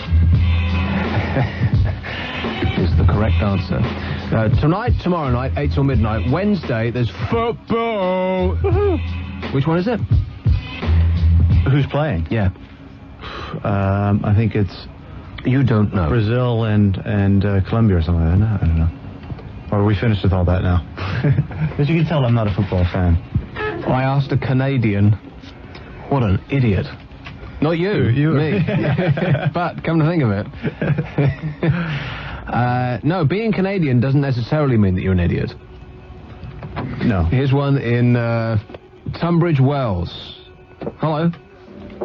Hello. Hello, how's it going? Fine, thank you. So? Well, I've worked here for about 12 weeks. Here? Yep. What do you mean, here? I'm at work now. Oh, right. Where's that? Tunbridge Wells. Yep. What do you do? What I used to do. What did you used to do? I used to pack food, make food and shit like that. Pack food? Yeah, right. Food factory. Okay. I won't mention it. The name of the... No, don't. No. But I've got a sack today. You got the sack? Yeah. Well, I'm pissed off. Yep, just like that. It was because someone of higher authority decided to all have a go at me. But when it turned out that I was right, they got the ump. And they had the ump all day. Son of a bitch. Yep. And all day they've been going on and on at me until I decided to have a go back. And as soon as I've done that, I got the sack for having a go at someone of higher authority. Really? Mm-hmm. Sounds like they were itching for a fight. They were cruising for a bruising. Yep. And I've been sacked just like that now. But you're still at work? Yeah, because I finish at 10. I'm on a 2 till 10 shift. They sacked you and left you at work? Yeah, I have to stay here because I get a lift home at 10. But weren't you marched from the premises? No, I was... I'm not actually meant to be on the premises, the canteen. And I'm listening to the radio, like... Right. And you said that you got no callers, so I thought I might as well give him a ring. So, I'm kind of confused, because normally when you get fired, and I'm, an expert in this respect, they take you by the scruff of the neck and they march you from the premises and tell security never to allow you to cross their path again. Oh, no. No, because it's down on the floor where all the food's packed and that. Everyone's in overalls and all that. It's hassles coming back off the floor because you have to get re-sterilised. You know, clean your boots, wash your hands and all that. So they just said go up back to the change room, get changed and go. And I'll probably get a ring tomorrow to confirm that I've been fired and all that crap. And so, I mean, is this broadcastable? Can you tell us what you said to him, her, it? Well, what it was I'd put these green crate things in a place, and then they went to move them, but I said I was told to put it. I was told I can say it. I was told to put them there. Because she was higher authority, she thought that she knew. But I said I was told to put me here. When the geese was asked, he said, yeah, he was told to put there. She didn't like that, and she's been like, giving me evils, proper having to go at me for every stupid little thing I did. Really? She probably fancied the pants off you, Lee. That was what it was. Well, I want no one knows. She's proper ugly. Yeah, but she was a person in authority and management. You have to work your way up, dude. No, she's only one higher than me. Oh, really? Yes. So you would want to sleep with her boss, perhaps? I don't know. Her boss is a bloke. No, but she's only new. Like she loves the authority or something. Right, yeah, really one big. of those. Yeah. Mm-hmm. So she's right. So annoying, but I put up with it for most of the day. So she didn't want to, be shown up by somebody, of your stature in the company. Yeah. And so she likes to throw her weight around, and because you answered back, and you have to be right in that respect, and she felt that she looked like an idiot, then in order to re-establish her authority, which, because being new and, and so on and so forth, she felt was in jeopardy, her standing in the company. She had to fire your ass in order to make herself seem more aggressive and masculine. Well, the hell with her. Yeah, well, there weren't even many people about to witness it, like so. Well, she'll be talking it up big tomorrow. Oh yeah, and I've got the same transport home as her, so she's gonna be. Really? Yeah. I don't know. This company is sounding a little bizarre. This company is crap. Well, see, you say that now. I bet if I talked to you yesterday, you'd have praised them through the roof. I bet I wouldn't. Doing the same thing for 8 hours packing food. It's basically. Oh, trust me, I know what packing food is like. Except repetitive, isn't it? Well, yeah, absolutely. You should sue them for repetitive strain injury or whatever they call that. But when I used to pack food, there was none of that sterilizing stuff. You just marched in with this, straight off the farm. And started scraping the meat out of the barrel with the side of your arm, is what we used to do. Well, they ain't that much different. It's just, they got regulations. They do? Regulations? They have regulations in this country about packing food? You're joking, mate. And they actually keep to them? Of course. Unbelievable. Well, I'm in shock. How long were you working there for? About 12 weeks. 12 it's casual weeks? labour, though. Casual, that's right. Well, you can just go sign on again. You want to be a gardener, mate. Be a lumberjack, something like that. All right. Would you not prefer being a gardener, like out in the open air, digging weeds and... Not particularly, because all the creep crawlies. I'm going to college in September. All the creepy crawlies? Is that what you just said? Oh. Can't handle the creepy crawlies. Blimey. And what are you going to do at college? A-levels. In? Business studies, IT, and maths statistics. Oh, right. All of those sort of white-collar jobs where you don't come into contact with creepy crawlies. Yep. Okay, well, the best of luck in your future career. Thank you very much. So far, like, your association with management suggests that you're forever going to be scraping the bottom of the barrel, be it food packing or not. Okay, well, just trying to sort out your attitude, Lee. Right. And don't answer back. Yeah, bite the button on it. Exactly. 0500 1053 89. That's what Monica Lewinsky used to say every time she went into the White House. I'm off to bite the button. It's a free call. Here's one in Windsor. Hello. Hello. Hello. Hi, it's Samantha here. Hello, Samantha here. I just phoned to say hello. I just phoned to say I love you. Oh, thank you. So what are you up to, Samantha? I'm at work. You're at work too? Yeah. Now, you're not the old bag who fired Lee, are you? No, I sell food. I don't pack it. Seriously. You sell food? It's 9:30 in the evening. Time to stop selling food. Well, I have. I stopped selling at about 6. I'm still cashing up. Cashing up? Cashing up. And what, blimey, that must be a lot of cash. That's 3.5 hours cashing up. No, my husband's just slow at counting money. He is? Yeah. You want to get yourself a new husband. I've tried. He's like a weight around your neck, Samantha. He's dragging you down. He's always done it. What can I do? Ditch the dude. I've tried. He keeps coming back for more. He does. He's a sucker for punishment, and I'm it. Now, what kind of food do you sell? It's a patisserie. We sell French croissants and baguettes and that kind of stuff. Oh, well, get you. Ain't you fancy? No, not really. A patisserie. I know. It's a cake shop. Say it. It's not a cake shop. I can't bake. I can't even cook. Yeah. It's a patisserie. Well, what does a patisserie sell if it ain't cakes? Well, it does sell cakes. I'm just not cooking. Right, so you have it shipped in from elsewhere. From France. I doubt that very much. I promise. Come and have coffee and you'll see. In Windsor, a patisserie, everything you sell actually comes from France? Yep. This is what they tell us. It's a franchise. Ah, right. It may have patisserie on the boxes as they arrive, but it actually comes from, like Bognor or... Probably. Or Wigan, somewhere like that. I can't tell my clients that, though, can I? No, of course not. You call it something French and fancy and charge 5 times the price. Of course, this is the whole concept. You've got to pay for something. Free market and all that sort of jazz, absolutely. You should be free to fleece the public for as much as you can get from them. That's the way, the English way. But you don't seem to be English to me. You seem I'm South African. Oh, you've come from the other side of the world in order to screw your customers in Windsor. I'm loyal to my countrymen. Is that because you left them alone? Is that because you gained a reputation in South Africa, so you couldn't do business anymore over there, so you had to flee over here? No. Before that, I lived in Mozambique. So I left South Africa 7 years ago to go to a war country for a couple of years, and now I'm here. Blimey, it sounds like you're fleeing from the police. Where's the next destination?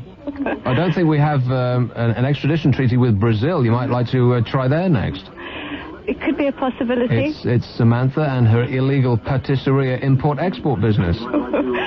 That's right. She is the French connection. I'm the French connection. All right, well, listen, thanks very much, Samantha. How much up are you today? Or has your husband not finished counting yet? Hasn't finished counting. Oh, blimey. Get him a slide rule. Say hello to him. Hello, Samantha's husband.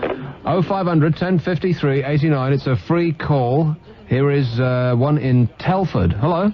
Oh, hello, mate. Telford? Yeah. What's Telford like? 'Cause I've seen the advert. Well, personally, I think it's pretty bad. It started off as a good idea, but I'm afraid, like most social engineering, it became a disaster. Is that the one with the boy with the balloon? Is that Telford or was that Milton Keynes? Yeah, Milton Keynes is the cows, and at Telford they had us kind of Rubik cubes on the roundabout for a while, but they had to remove them in the end. Rubik cubes? Yeah, they were bits of junk that they'd got a sculptor to do, and it was sort of bits of stone and stuff covered with a plastic with different colours on the outside. Oh, blimey, modern art. Yeah, but the idea was that eventually when the plants grew it would all twinkle and be lovely, but it didn't. It didn't. Forgive me, mate, where is Telford? Yes, where indeed. It's between Wolverhampton and Shrewsbury. Oh, it's like no man's land. Well, indeed. It was a no man's land at one time. It was very, very barren. The first industrial age started here, by the way, in Arnbridge Coalport, by the way. Naturally.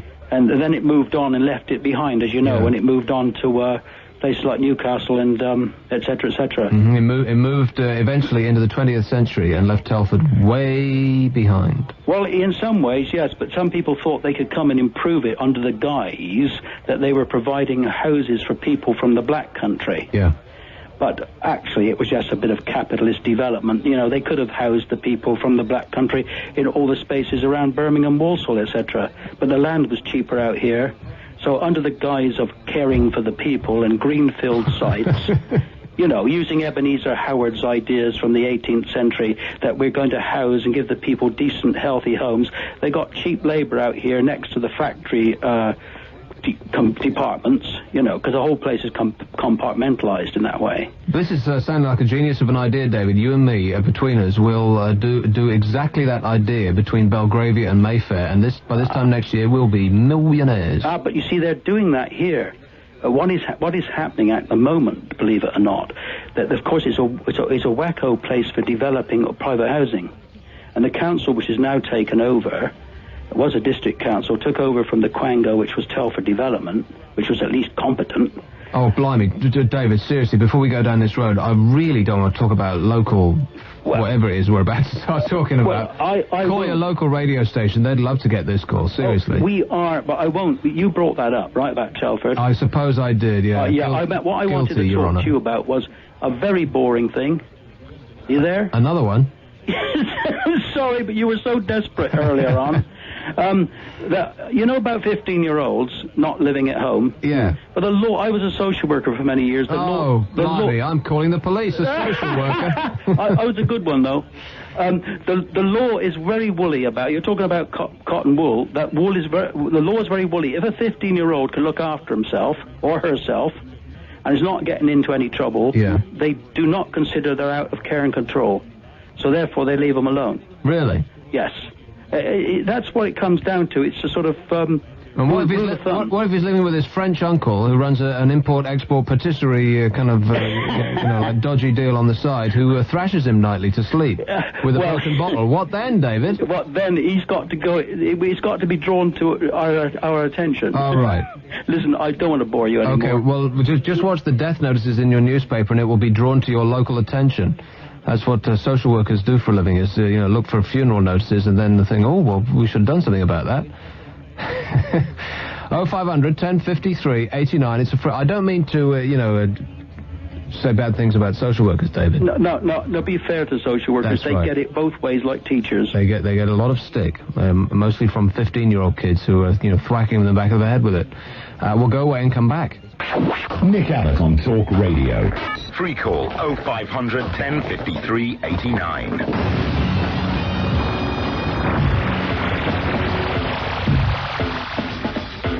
Oh, just hit myself in the head with my headphones. I hate when I do that. I do that about once a week. Oh, that hurts. Because you do that. Well, you're stepping on. You don't know it, but you're stepping on the lead, and so when you bring it towards your face to come either side of your head, it doesn't reach that far, and it just goes in an arc straight into your face. Ow! Well, don't do that then. Why didn't I think of that? Here's one in Chingford. Hello? Chingford. Hello? Hello? Hi, it's Carol. Hello, Carol? Hello, I've been waiting so long. Oh, dear. And it's awful when you whack yourself with your headphones, I isn't it? hate that. That's why. Ah. I've been waiting so long. You said that. To phone down. Anyway, what I was thinking, when you was desperate for people to phone up. A little while ago, yeah. Yes. What I was thinking, why don't you do some sort of blind date, sort of get people talking together? No. Like a blind date, sort of get people on talking. No. Hello? Yes. Hello? Yes, hello. Hello? Yes. Shall we start at the beginning? You've been holding on a really long time and you're aggravated about that. And then you want to do a blind date. Well, Hello? people... Can she not hear me? Carol. Hello? Carol. She must have hit, like, mute or something on her phone. Hello? She'll say hello again in a minute. I just know it. Carol is in Chingford. Hello. Or she'll get bored and put the phone down. Hello? That's the weirdest thing I've ever heard. We should keep her. We should keep her up all the way through the show, and she'll, every now and again, she'll say hello. Oh no, she's gone. Dang. Here's one in Grimsby. Hello. Hello. Hello? Hello. Hello. Hello. Can you hear me?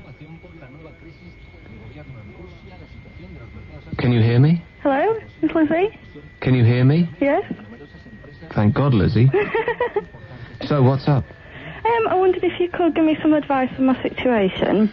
Well, did you hear the bloke a little earlier on who's kind of gave us this garbled message? He asked me a question about 2 years ago, and I gave him bad advice, and suddenly he's the father of a child. Oh, I know. Like, that's my fault. Don't give me any advice like that. I think you should start having some babies now, Elizabeth. Well, I've actually got one. You've got a baby? I have. You don't sound old enough to have a baby. I'm 22. 22 with Yeah. me baby? Really? Too young, dear. I mean, I know you can't go back now, but why? I'm perfectly happy. He's great. You He's are? lovely. Oh. Yeah. He's kind of part of my problem, though. Was he like a mistake, or did you plan for him? Didn't plan for him, but no, he's not a mistake. An He's error. wonderful. He's Well, no, I'm not saying that it was a mistake in your life, but No. was it kind of a surprise when it happened? Yes, it was. Right, okay, so it was a mistake in that respect. Yeah, kind of. How old is he going to be before you tell him that he was a mistake? I won't tell him that. Okay, so what's the query, Lizzie? Well, I started my degree a few years ago. You're a student with a baby? I am, yes. Oh, dear. Yes, I started it and I did 3 years full-time, then discovered I was pregnant. So I decided to do my final year part-time over 2 years. Right. And I've done one of these years so far, and I've been claiming unemployment benefit because it's part-time and I don't get a grant. Okay. Right. Now, they've just decided I should go on the New Deal thing, which would involve either doing voluntary work or another course or something like that, but it'd have to be full-time. Now, this would mean I wouldn't be able to finish my degree, which is my problem, and I've only got, till June to finish. I don't understand. You could be a student with the New Deal. Yes, you can. Which I'm not really totally familiar with, but never mind. No, I don't know all the ins and outs, but apparently you can do some kind of course, but I think it would be lower than a degree anyway. And I really just want to get this degree finished because it'll make me more employable. Well, let me ask you this, Lizzie. Yeah. What's your degree in? Environmental studies. Oh, blimey. How is that going to make you employable? Seriously, you studying hugging trees? We have done that, yeah. You have? Yes. Seriously? We had to measure them, not really hugging them. Measure them to see, right, okay, arm's width, like that. That's right. You had to measure trees? Yeah, it was only part of it. It was only for one day. For what purpose? It was to measure how far apart they were as part of forestry management. Oh, okay. So it wasn't that daft. Environmental studies. Yeah. Do you understand how, sort of wishy-washy and weak that sounds? Yes, I do know that, but... That's worse than media studies. Yeah, I wanted to go on to get a master's degree in it, though, in countryside management, and it would fit me up nicely for that. But, so what do you want to do in your future life? Well, there's a lot of options open still, but... There are? Some kind of conservation management, really. Are there actually positions for people to do this stuff? Yes, there are. And like where? All over the place, forests and all the national parks and things like that. Really? What, they have armies of people with environmental studies degrees going over and making sure the trees are far enough apart? Well, there's a lot of management involved in forestry and things like that, yeah. Really? But also there's jobs in the council as well, which would be easier to get probably. All the recycling and... that sort of thing. I don't know. I mean, I don't want to paint a gloomy picture of your future, Lizzie, but environmental studies, I don't think you could have picked a worse course. Oh, it's great. I really enjoy it. I'm sure and I will get a degree at the end of it, which, I don't doubt it for a second, but as for getting a job afterwards, I mean, you might as well choose Latin. It's not as bad as that. The teachers are good. They tell you where you can get jobs and everything as well. They tell you where to get off. No. So what piece of advice do you want? Well, I don't know. I don't know what I should be doing because the New Deal is probably going to force me to do something else rather than finish my degree, which seems silly after, 4 years of study so far. Outline what this New Deal is. What is that? I don't know exactly, but apparently because I've been unemployed for 6 months, they put me on because I'm in the right age group and everything. And then they try and find me, some kind of training or, a placement somewhere. But you couldn't leave your baby. How old's your baby? 8 months now. Oh, blimey, that's fresh. They're fresh out of luck then. I know, yeah. And so you can't continue to be a student because... Because I'm part-time and they don't want me, they don't want me on their books as unemployed, do they? They want me to be New Deal and get a job and everything. And you're allowed to do full-time education, but for that you need to get a grant, and I can't do that now because I'm in my final year and I've already done half of it. So I couldn't even become, do the rest of my degree full-time. Blimey. That's a tough one, Lizzie. It is, it's going over my mind all the time. I don't know what to do, And suddenly, almost every other person on this board now wants to talk about your problem. So I wouldn't even know where to start to give you advice on that. All but right. Maybe somebody else has got the, what it is that you should do. Yeah. But it's a mystery to me. But the best of luck. Okay, thank you. 0500 1053 89. It's a free call.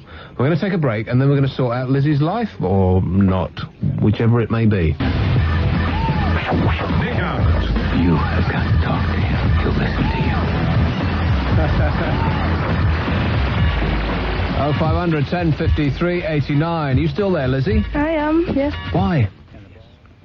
Pardon? Why? Why? Did you want me to be? Well, no. I thought we'd done you. All right, Goodbye then. But keep listening because everyone wants to talk about you. Cheers. That's the thing about Lizzie. Everybody wants to talk about her. Here's one in West Midlands. Hello? Hello?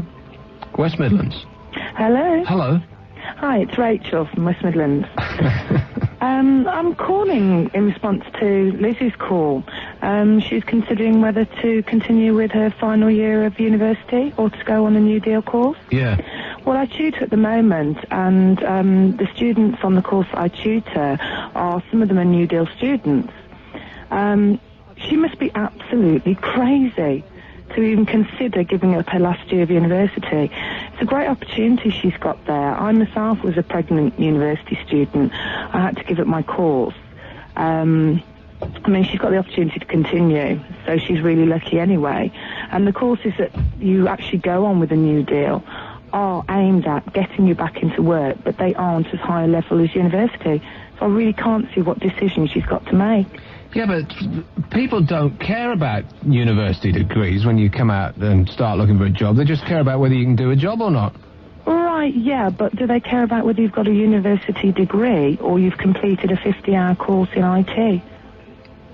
Probably whether you've completed a 50-hour course in IT, because that would make you more useful to them in the workplace. Well, not really, because, I mean, all universities now expect you to actually word process all your assignments, so she'll have covered more than 50 hours. Yes. We used to just write hours. You have to type stuff these days? No, not to type, but to word process your assignments. You can do it with one finger. There's many things you can do with one finger, Rachel. I'm thinking of a couple right now. Okay, well, thanks a lot. All right, then. 0500 1053 89. There she is, completely sorted now. Here's one in, or not. Here's one in Stockport. Hello. Hello. How's it going? Hello, Nick. Yes, Phil. Hi, I can't hear you very well. It's a bad line, this. Can you hear me all Yes, right? I can. Continue. Oh, good, right. What do you think? I'd like to ask you, you're a man of the world, aren't you? I think, I'd like to ask you what you think of Mick Hucknall's version of The Air That I Breathe. I think it's great. Do you? Yeah. God, honestly. It sounds like, to me, it sounds like a kind of third-rate cabaret band. From Iceland or somewhere like that. No, it's great. And Mick Hucknall does it again. There's another million in the bank. He's a genius. Oh, yeah, he's done it again, all right. Do you think if it wasn't Mick that it would have got anywhere? It's super radio friendly. That's the thing about covering old songs, is that directors of music know them already, and so it'll appeal to the people who heard it the first time around. It also is a good song, so it'll appeal to young people who don't know it from first time around. So how can you lose? That's why there's so many cover versions coming out all the time, is because it's bound to get played on the radio. No, I think it's an excellent track. Here's a bloke that looks like the back end of a horse. Sure, right there. And he looks like he's got pubic hair on the top of his head. He's scoring with every model on the face of the planet. He's a millionaire. He is a millionaire, you're right. So I guess in comparison to him, Phil, we are losers, baby, so why don't we kill each other? Right, yeah. I'll tell you, when I thought I was a loser is when I left school. You were talking about awful jobs before to somebody. Somebody was packing or something like that. I used to actually make, when I was 17 years old, I started off as an apprenticeship, and I got this job. I used to have to make Jaguar dipstick funnels. How about that? For an awful job. Jaguar dipstick funnels? Yeah. What's that? A great big skip full of them, and what you used to have to do is a little tube, and you just put this little tube on this thing, and then press this thing and pluck it one, and it used to come out as a funnel. You used to make it into a funnel, and then you used to have to grind the burr off it. And it was what made me go for a career in the music business. Pressing, plucking, and grinding did it to you. Yeah, Jaguar dipstick funnels. Imagine you used to think like, wow, look at all these Jaguars here, and you're just making this tiny little part. And that was amazing. I've got a great chat-up line for you, Nick. Okay, lay it on us, dude. Hi, babe, you smell nice. Have you been jogging? And that works for you? Not at all, no. No. Okay, thanks for the advice. If you have any spare Jaguar dipsticks, you know where to send them. Have you got the Jaguar for it? And you know what to do with them. I'll send you a diagram in the post. 0500 1053 89. It's a free call. It's Nick Abbot on Talk Radio. I'm just doing my own thing now, and just after the news when we come back, I'll do James Wales' thing. But, if he can't do it himself, I'll do it for him. Sure, why not?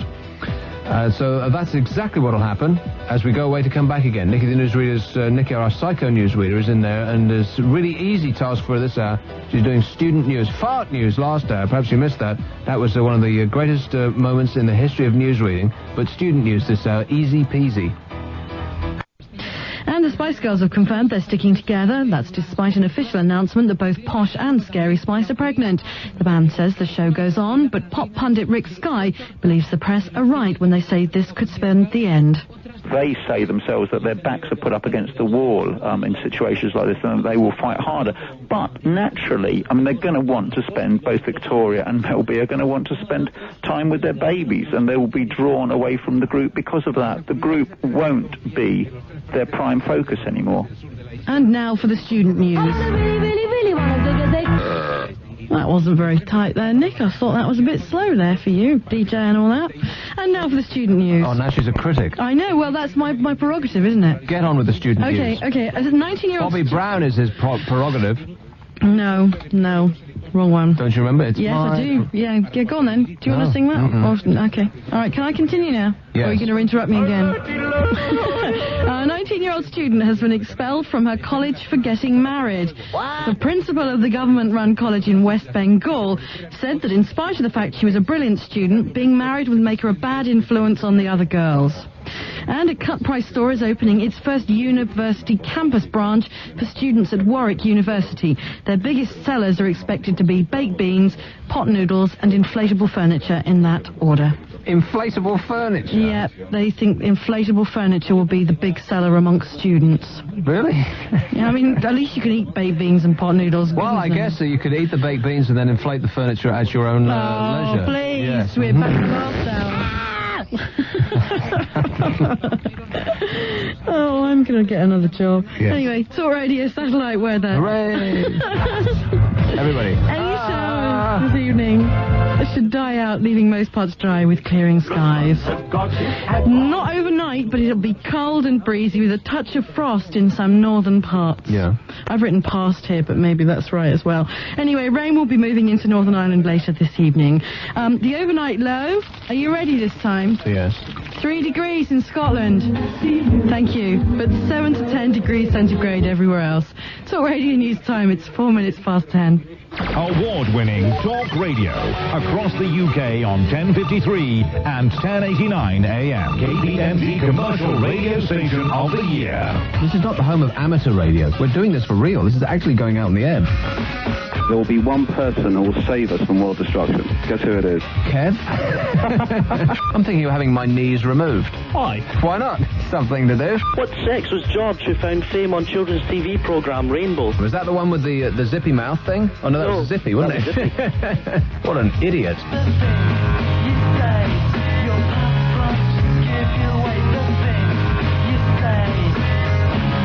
You're unbelievable. Okay, here's one in Slough, and it's a person called Kessa. What kind of a name is Kessa? Kessa. Okay, to the question, what kind of a name is Kessa? The answer, Kessa. You're absolutely right there. I can't argue with that logic. You think I'm crazy? You think I'm loco? Give me back my jibber jabber. You won't get a penny. Why is toothpaste called toothpaste? It should be called toothpaste. On this show, we just want you to enjoy your knees. Hello, Nick. I got knees. Uh-oh. You're unbelievable. Nick Abbot. Okay, Pop-Up Pete, refugee from the next show, has just come in and is running the desk. A lot better than Mike does, by the way. Thank you very much. Pick a number between 1 and 1,600. 1,273. 1,273. Please don't let it be the cues. We're picking a topic for Nikki, the psycho newsreader, to read out of this next bulletin. I'm going to change my ways. I'm going to become nice and sweet and not answer you back anymore. You are nice and sweet. And I don't want you to answer me back anymore. Damn it. Okay, yes, sir. How are you doing the bulletins all overnight? No, till midnight. Till midnight. Don't wish that on me. Okay, so 1273. It's in 2 columns. I'm looking up a word in the dictionary. You have to pick a number between 1 and 2. Okay, for 2. 2, he says. Okay, there's quite a lot. 1, 2, 3, 4, 5, 6, 7, 8, 9, 10, 20. There's about 25 words. So we need a number between 1 and 25. 22. You bastard. 1, 2, 3, 4, 5, 6, 7, 8, 9, 10, 11, 12, 13, 14. 19, 20, 21, 22. Self-regard. Self-regard. Yes, we need a story on self-regard. Self-regard, okay. Are you going to accept that? I don't know if I have much choice. Is there anything better? Something else on this page. Okay, that's your first choice. Now you can either have that or my choice from both pages that are open. Oh, God, I know what's worse. Oh, go on, I'll have your choice then. Okay. Can you fill while I do this? Phil? Yeah, read a joke. Or tell a joke or something. I could reread the news a bit. I don't have any jokes to hand, not that are clean or that I can tell on air. Here we go. Okay. From this page, your choice between, what was it? Self-regard or self-abuse. Oh! Now you know which one you want to do, don't you? Now my reputation as a serious journalist has already been shot to shreds. Through the city. It's down the toilet. I know, so I'm... Self-abuse news I tell you what I'm going to do. coming in at 11 o'clock, ladies and gentlemen. I'm going to keep it as a surprise. I'm not going to tell you what I'm going to do. You'll have to wait and see. Nicky the Psycho Nude Reader is the nude reader. That's true. At least with James here, I don't have to take my clothes off to read the news. Right. So, but there again, I don't know what's worse. Anyway, I'm going to go and cry now. Okay. Bye. She's going to look up self-abuse on the internet. And not for the first time this week, as a matter of fact. Here's one in the West Midlands. Hello. Hello. Hello. Hello. I want to talk about Lizzie. Yeah, there's this woman who has got a baby, and she... with a degree. Yeah. Blimey. Look at that. Lord Russell Doublebarrow has just made me a cup of tea. It's just white. It's just water with milk in it. Them cheap tea bags. I guess I'll sample it. Wait a minute. He's new. Oh. He's from Barcelona. You need to give him a whip and get him into action. Oh, blimey, that's awful. Okay, what's up, Louise? I want to talk about Lizzie and that she should stick at her last year of a degree. Yeah. There are a lot of jobs, actually. A lot of jobs. A lot of jobs for environmental studies. Oh, please, like what? You can become an environmental auditor. What? An environmental auditor. What, a tree counter? Environmental impact assessment. Wait a minute, Louise. An environmental auditor. So you walk out the door and you go, yep, that's the environment. Well, there's one of them. No, now be sensible. Don't be so critical on this. This is important. This is her last year of a degree. This is her child's welfare we're thinking of. Oh, yeah. She could go into exploration logging, looking for minerals in the earth in an environmental fashion. Conservation. You are making this stuff up. No. Looking for minerals in the earth in an environmental fashion? Is that what you just said? My husband teaches environmental sciences and studies. My husband and I? No, not me. No, just my husband. What do you do?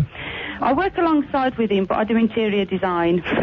So what? So he takes care of the outside and you do the inside? I take care of the inside, that's right. It's like yin and yang at your place. Yeah, but she could also go into conservation, forestry, endangered species, resources, recycling. Lots of things she could do, and I wouldn't say that she should go for the New Deal. My husband teaches the New Deal.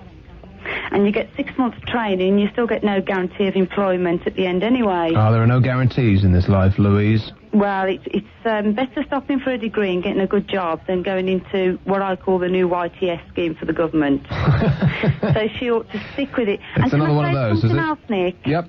I got into a lot of trouble on Sunday because of you. Oh, me? Yeah. Right. Mm-hmm.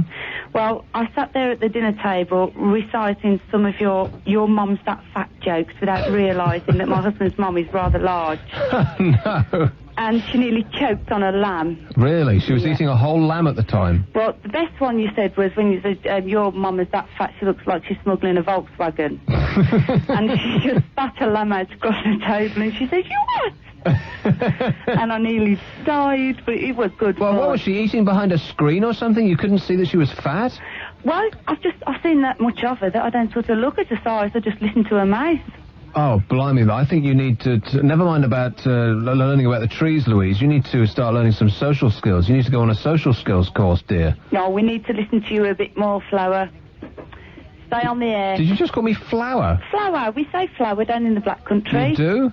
Yeah. In Scotland they say hen. Hen? Yeah. Well, it's better than being called wench.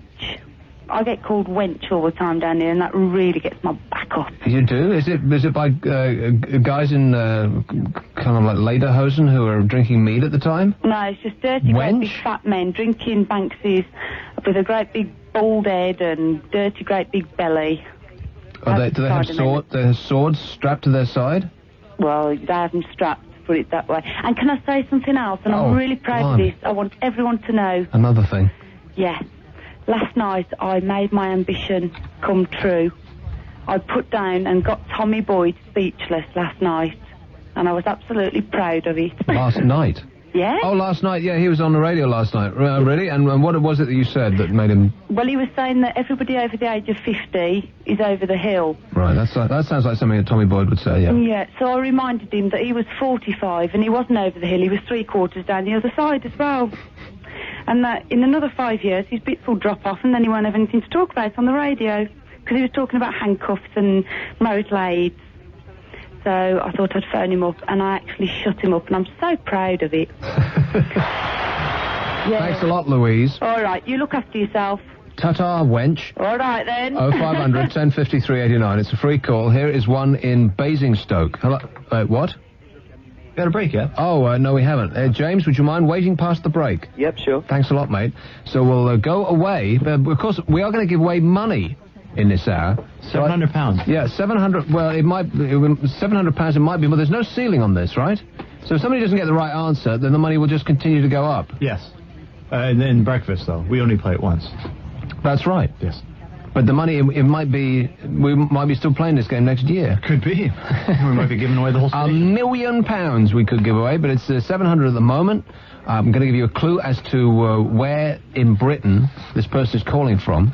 It's part of the one-to-one thing. They have a special edition free national call tariff.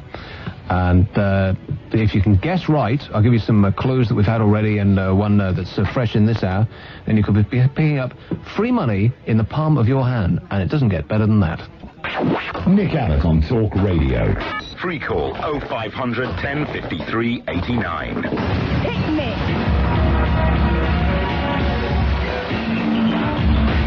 Nick Abbot on Talk Radio. James Well is away this week. He is off ski. Where is he? He's doing his community service and he's counting trees up the M1.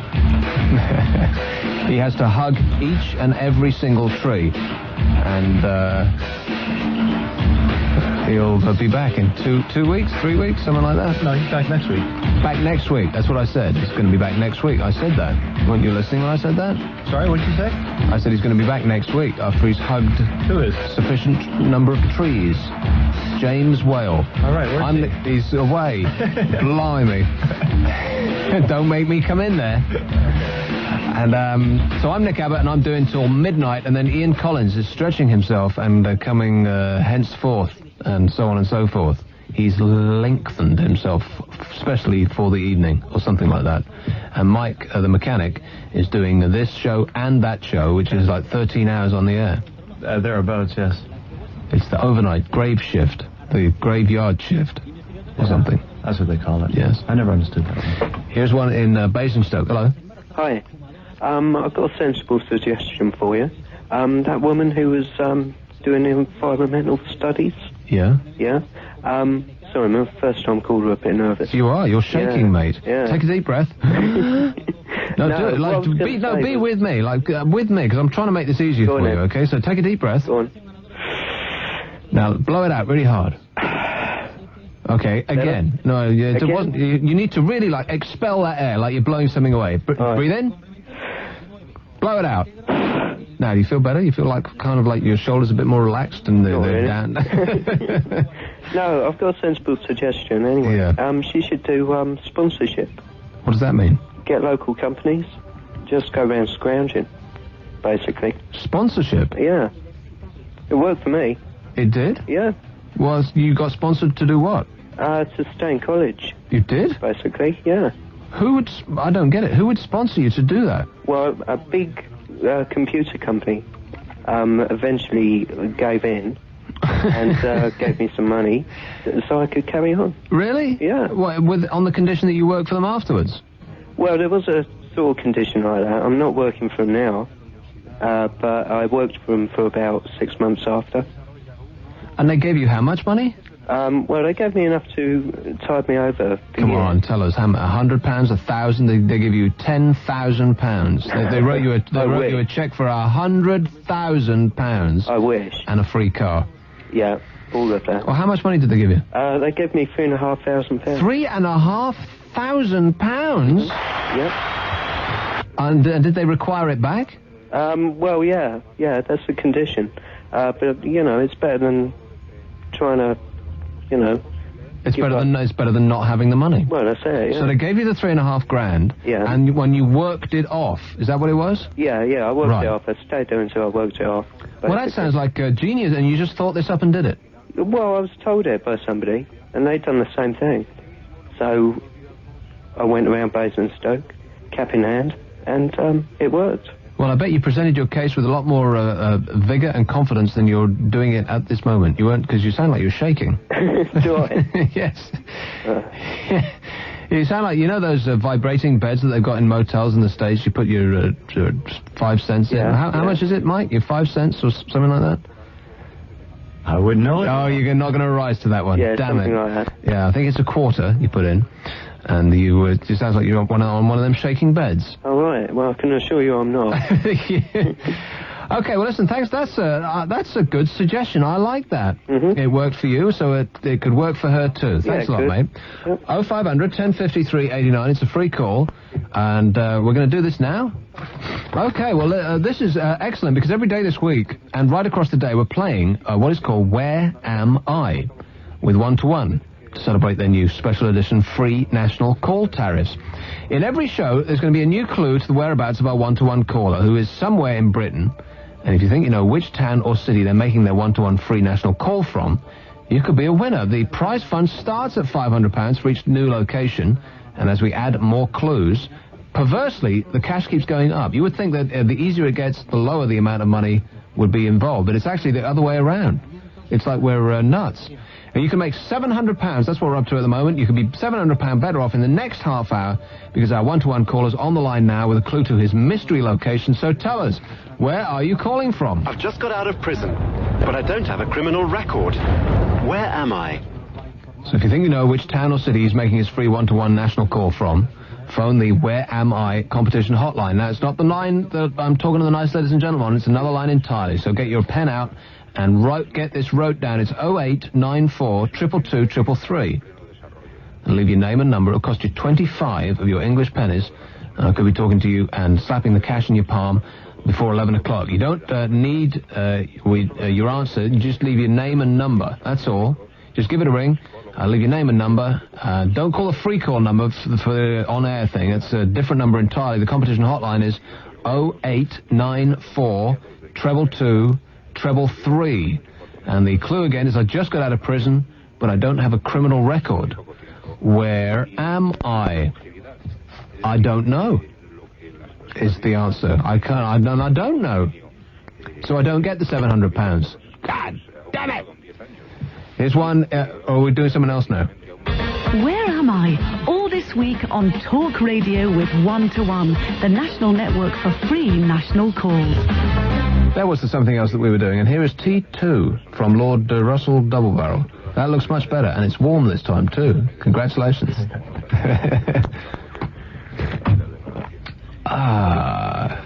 It looks just like tea. Here's one in Northern Ireland. Hello. Liz. Hi, Nick. Hello, Liz. Who's that? Who is it? It's Liz. I know it is. Yeah. Northern Ireland. Precisely. Yeah. Yeah, I'm sitting here in the son's bedroom, right? Can I just recap? Yeah? Yeah, you're Liz. I'm Liz. And you're from Northern Ireland. From Northern Ireland. Right, okay, just so we got that straight. Right. And you're sitting there in your son's bedroom. I'm sitting here in my son's bedroom. Why? With 30 tapes of Nick Abbott, Nick Abbott, Nick Abbott. You're sitting there in your son's bedroom, and it's like you're surrounded by tapes of my show. Yes. Oh. And I have got a list now. Okay? A list? A list of 8 o'clock, start tape. 8:45, change side. 9:30, change tape. 10:15, change side. 11 o'clock, change tape. Okay, this is a list of instructions that he's given you. Yeah. Oh, He loves blimey. you. And where is he during all of this shenanigans? He's out for a drink tonight. He's down Queens in Belfast. He's off with some queens? He's away out for a drink tonight. In Okay, right, in Lurgan itself. Yeah. Right? And he's given you a list of He's instructions. given me a list of instructions. Like you don't have anything better to do than tape some idiot on the good. radio? This is the first time I've ever listened to you, and you are cool. And I mean, I'm an old woman. Well, don't do yourself down, Liz. Well, how old is old? 47? 37? 47. Oh, 47. 47. I was going to say 37. Yeah. 37, that's not old. 47, Yeah. ancient. Now, that really is old. Seriously, how have you made it that long? But he's just Nick mad. I mean, he's working at the minute in the warehouse, okay? He comes home, 1 o'clock, has his lunch. Right, I'm away up to listen to Nick. Tape's on, 1:30. And how old is this person? He is 20. 21 September. And is this something you have to do, like, every night?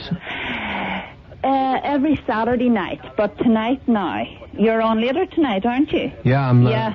sorry, but you're going to have to stay up till midnight. I'm going to have to stay up to 11:45, yeah? Well, Yes, I guess that's- if it's a C90, you could put the last tape in at 11:15. 11:15. And then be pretty confident that you'll get the very right. last drop of me. Yeah. Right, I think I missed 15 minutes of you. Oh, I'm well, dead. you know that's going to really aggravate him, because it was the Yeah. funny part that you missed. The rest of this show's been crap. It's that, if you had only got that 15 minutes, that would probably have changed his life. Because it was hilarious, and it was an education as well, Liz. Yeah. He's going to hate you. He's going to go mad and he comes home. Maybe he's going to have too much to drink and he'll not even comprehend tonight. Do you ever object to that when he comes home drunk? Unless he's sick, I'm fine. Oh, right. You prefer him to be sick outside of the house? Exactly. Right. Before he comes in, yeah. And while you're in his bedroom, do you ever think about, just kind of like rooting around in there and seeing what he's got? And Yes, like drawers and Counting Crows albums. Cool. No, I mean, you kind of delve a little no, deeper. I don't hope. No. Really? No. Oh, come on. You weren't ever tempted?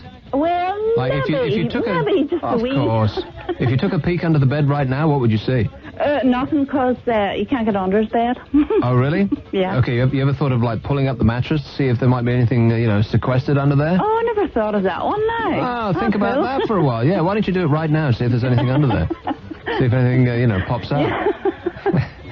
Oh, dear. Has he got a wardrobe there in the corner of the room? No. He doesn't have a wardrobe? No. Where does he put his clothes? Oh, here he is now. Hang on, he's one come second. back now? Yeah. Oh, blimey, quick, put everything back where it was before. Hey, Nick. I was just talking to your mum about she was going through your stuff. She found some incredible things. You wouldn't believe it. She's reading out your diary and everything. It's amazing. The stuff you get up to, really, it's just it's almost like you're living a double life. What's that? Come on. I would find a more secure hiding place for your, personal knickknacks. Seriously, because your mother roots around your stuff when you're out of the house like you wouldn't believe. She waits till you're just out of eye shot, and then she's up to your room in a flash. Oh, no. Seriously, and she's turning everything upside down. It's like she knows absolutely every single dirty, disgusting thing that you've been getting up to. What is something you're talking about here? Well, you'll have to play the tape back. You're talking about me taping you? Yeah. So when you play the tape back, then you'll realize just how far into your secrets she's been delving. I'm about 2 weeks behind. I tape them every night and then listen to them. Really? Okay. Well, in 2 weeks' time, you're going to be really upset with your mother. Oh no. Thanks a lot, mate. 05. You were home really early. Can I one more thing to say? Did you get kicked out? No, I just have to work tomorrow. Oh, I see. You're right. Okay. Well, that's one more thing. Okay, go ahead. You saved my life. I saved your life. Yes, I've listened to you for about 6 years. Yeah. So I went to do a journalism course. You did? Yeah, to get into DJing. Oh, did a journalism course to be a DJ? Yeah. Huh? Well, no, you see, it was the only thing I could get in this country. I mean, we're kind of backwards. Well, I'm glad I didn't say that. Well, I said it. But and what happened is I didn't pay any attention to your thing, about never getting into this business. Right, nobody does. Yeah, well, I did. So now I'm I'm at Queen's University doing geography. Well, hallelujah. So you wanted to be a DJ? I started off doing journalism. I didn't finish the course. It was local news, you know. We had to do a newspaper and an hour-long radio show dealing with local issues. Right. What's that issue? Yeah. Well, local issues as in, I mean, if you look at local papers, you see... Could it be any more boring? Articles like bike stolen. Right, you don't have to give us the gory details. Well, yeah, I but can just imagine. So I just thought, no. So you'd listen to my advice, and you're the only person ever to take your advice. And you're out of this stinking business, and you're doing geography. Well, I don't believe it. Finally, someone has listened. That's a beautiful story. Thanks a lot, mate. The best of luck with your... you know, what the hell he's going to do with geography, I have absolutely no idea. But maybe he can win this contest. I guess he's just coming just slightly too late to win the £700. Would you like to win £700? Yes. Oh, yeah, you say that now. Yeah, you should have been listening 5 minutes ago. In 2 weeks' time, when you catch up with the tapes, then you can call in. It's a miracle. I'm overwhelmed. Many times people call me in and call me up and say, I want to get in the radio. Do you have any advice? And I say, don't. And nobody at all ever listens to me, and he listened to me. It's like my entire life has now been worthwhile. I'm thrilled beyond measure. Get me a ruler in here immediately. I want to measure how much I'm thrilled. And then I'll lie to you. It's 0500 1053 89. It's a free call. Shall I go through this again and tell them precisely what it is? Sure. Well, every day this week, this is happening all this week on Talk Radio. We're playing a game called Where Am I? With 1-to-1 is celebrating the new special edition free national call tariffs. We're going to give out clues to the whereabouts of our 1-to-1 caller who's somewhere in Britain, location undisclosed. And if you think you know which town or city they're making the 1-to-1 free national call from, you could be a winner.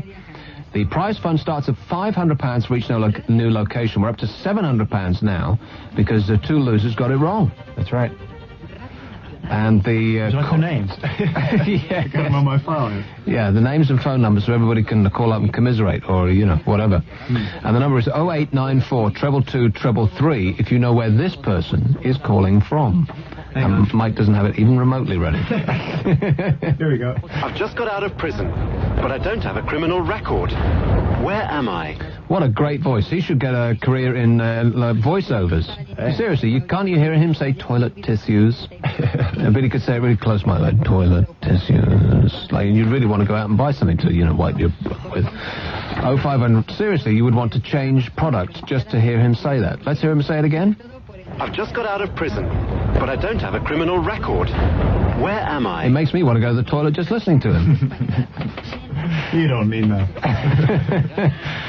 And it's 089, not the ordinary number. Don't be calling us up on our chit-chat line. It's 0894 222 333. I remember just in time. And he just got out of prison. I would like to request that he get put back into prison. Seriously, I think they let him out a little too soon. I think it's that care in the community thing has gone awry again. And it's 0894 222 333. £700 rides on your answer to that question. Do we have the previous clues that the nice ladies and gentlemen screwed up? Somewhere here. I'm here to spend a day at the races. Where am I?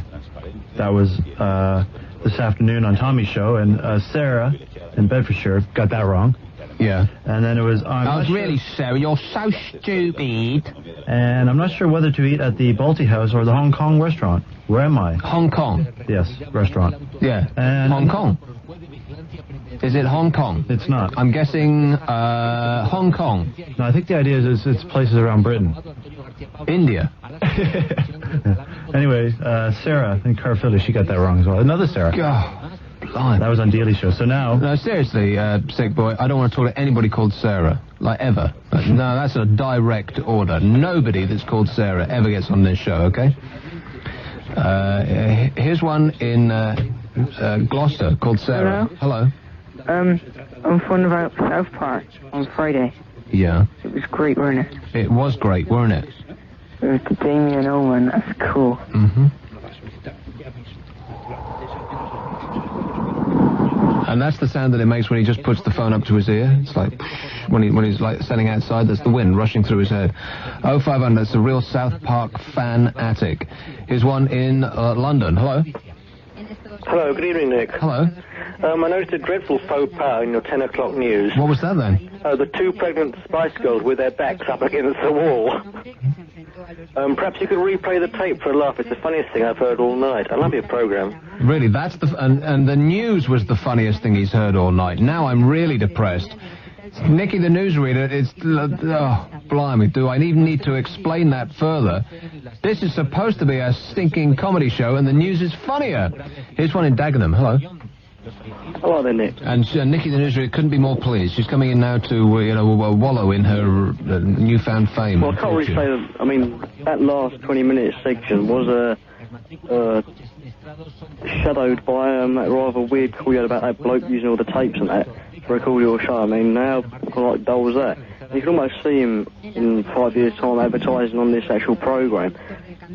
Come and buy the Talk Radio CD Britannica selection. That's right. It's just got Nick Abbot on it. Like, buy like your back catalogue of shows and stuff like that. Right, and you're saying that his call was boring? Well, right then. Neighbours. I don't know how they cast this, but when people are coming into the show, they're always like friends or relatives of people that live in the street, weirdly enough, most of the time. And if they're trying to get rid of someone, they don't just move away all the time. They either have, like, a bad disaster and kill a few of them off. I mean, when was the last time you actually saw someone leave Neighbours through their own will? How old are you, Paul? What's that got to do with it? Just answer the question. Older to know what I'm doing, but not young enough to know what I'm not doing. You're late teens? Ish. Ish? Ish. Your 20s something? Early. Right, stop watching Neighbours. Well, I only watch it purely for waiting till they... To analyse. Yeah, wait till they go swimming and they take all their clothes off. Exactly. 0500 1053 89. Some of that Australian teenage flesh, you just can't get enough of it. You disgust me, Paul. Here's one in Helston. Blimey, is there really such a place? Hello. Hi, Nick. Helston? Yep. Where's that? It's in Cornwall, on holiday. You're on holiday? Yep. It's been raining most of the time. I was on holiday in Brighton just this last weekend, and it was bracing. Get up to anything fun there? A lot of too much drink. Yeah, I was phoning up about the driving test. The driving test? Yep. No, I think they should include on the theory test something I heard on TV like a few months ago. And it was about an old bylaw about who you should give way to. Yep. Yeah. And it said you must give way to squirrels. What? So, squirrels? Yep. No, that's not in the driving test. You give way to squirrels? Bylaw. It's somewhere, I think someone in Hampstead Heath. Not how you give way to squirrels. Oh, absolutely, yeah, always, yeah, and whether or not... I don't know, the strength. I either give way to them or run them over, like kick them really hard. You ever kicked a squirrel really hard? Of course not, because you couldn't get anywhere near them. I'm just making it up. Always give way to squirrels, unless they're grey ones, because we don't like them, because they're like rats. The red ones we like. Oh, I like all squirrels. You do? Yeah. No, why not? What's the difference between grey and red? I know, they taste the same. This one in Norwich. Hello. Hi, Nick. I'd like to pose you a little question, right? Okay, how many barrages of security do you have to get through to get into Talk Radio? Oh, you personally. It's endless. Right, because me and my friend, about a month ago, we went down to London for the sole purpose of trying to find out where Talk Radio comes from. Mm-hmm. We walked the entire length of Oxford Street about 3 times. Just we first had to look along the bottom and then see if there was anything there. Then we had to look, crane our necks all the way to kill on the top floors. We couldn't find anything, not even one logo. Yeah. And are you going to let in where you are? Because we are going to come down next Tuesday, and we want to find out where you are. We're going to hold up Oxford Street, and if no one puts a banner outside the window, we're just gonna cry. Okay, which day is that coming again? Tuesday. Tuesday? Yep. Okay, you hear that, Mike? Alert security. Next Tuesday we want to redouble our resources, because I'm thinking that he is... crazy. 0500 1053 89. No, it looks like our plan has worked, and we kind of, it's stealth. That's what we are. We've covered this building with the anti-radar material, and we don't put a plate on the front, because that would be stupid, because we have people like him hanging around outside. and we always leave by the back exit. Or preferably from a helicopter on the roof.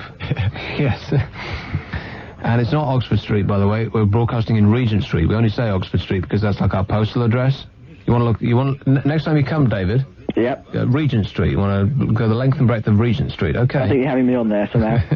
There's a big white building we're in called Broadcast House. Yeah, that's right. It's the top of wherever the hell it is. Oh yeah, one other thing. Why don't you like the BBC? Why don't I like them? Yeah. I have a.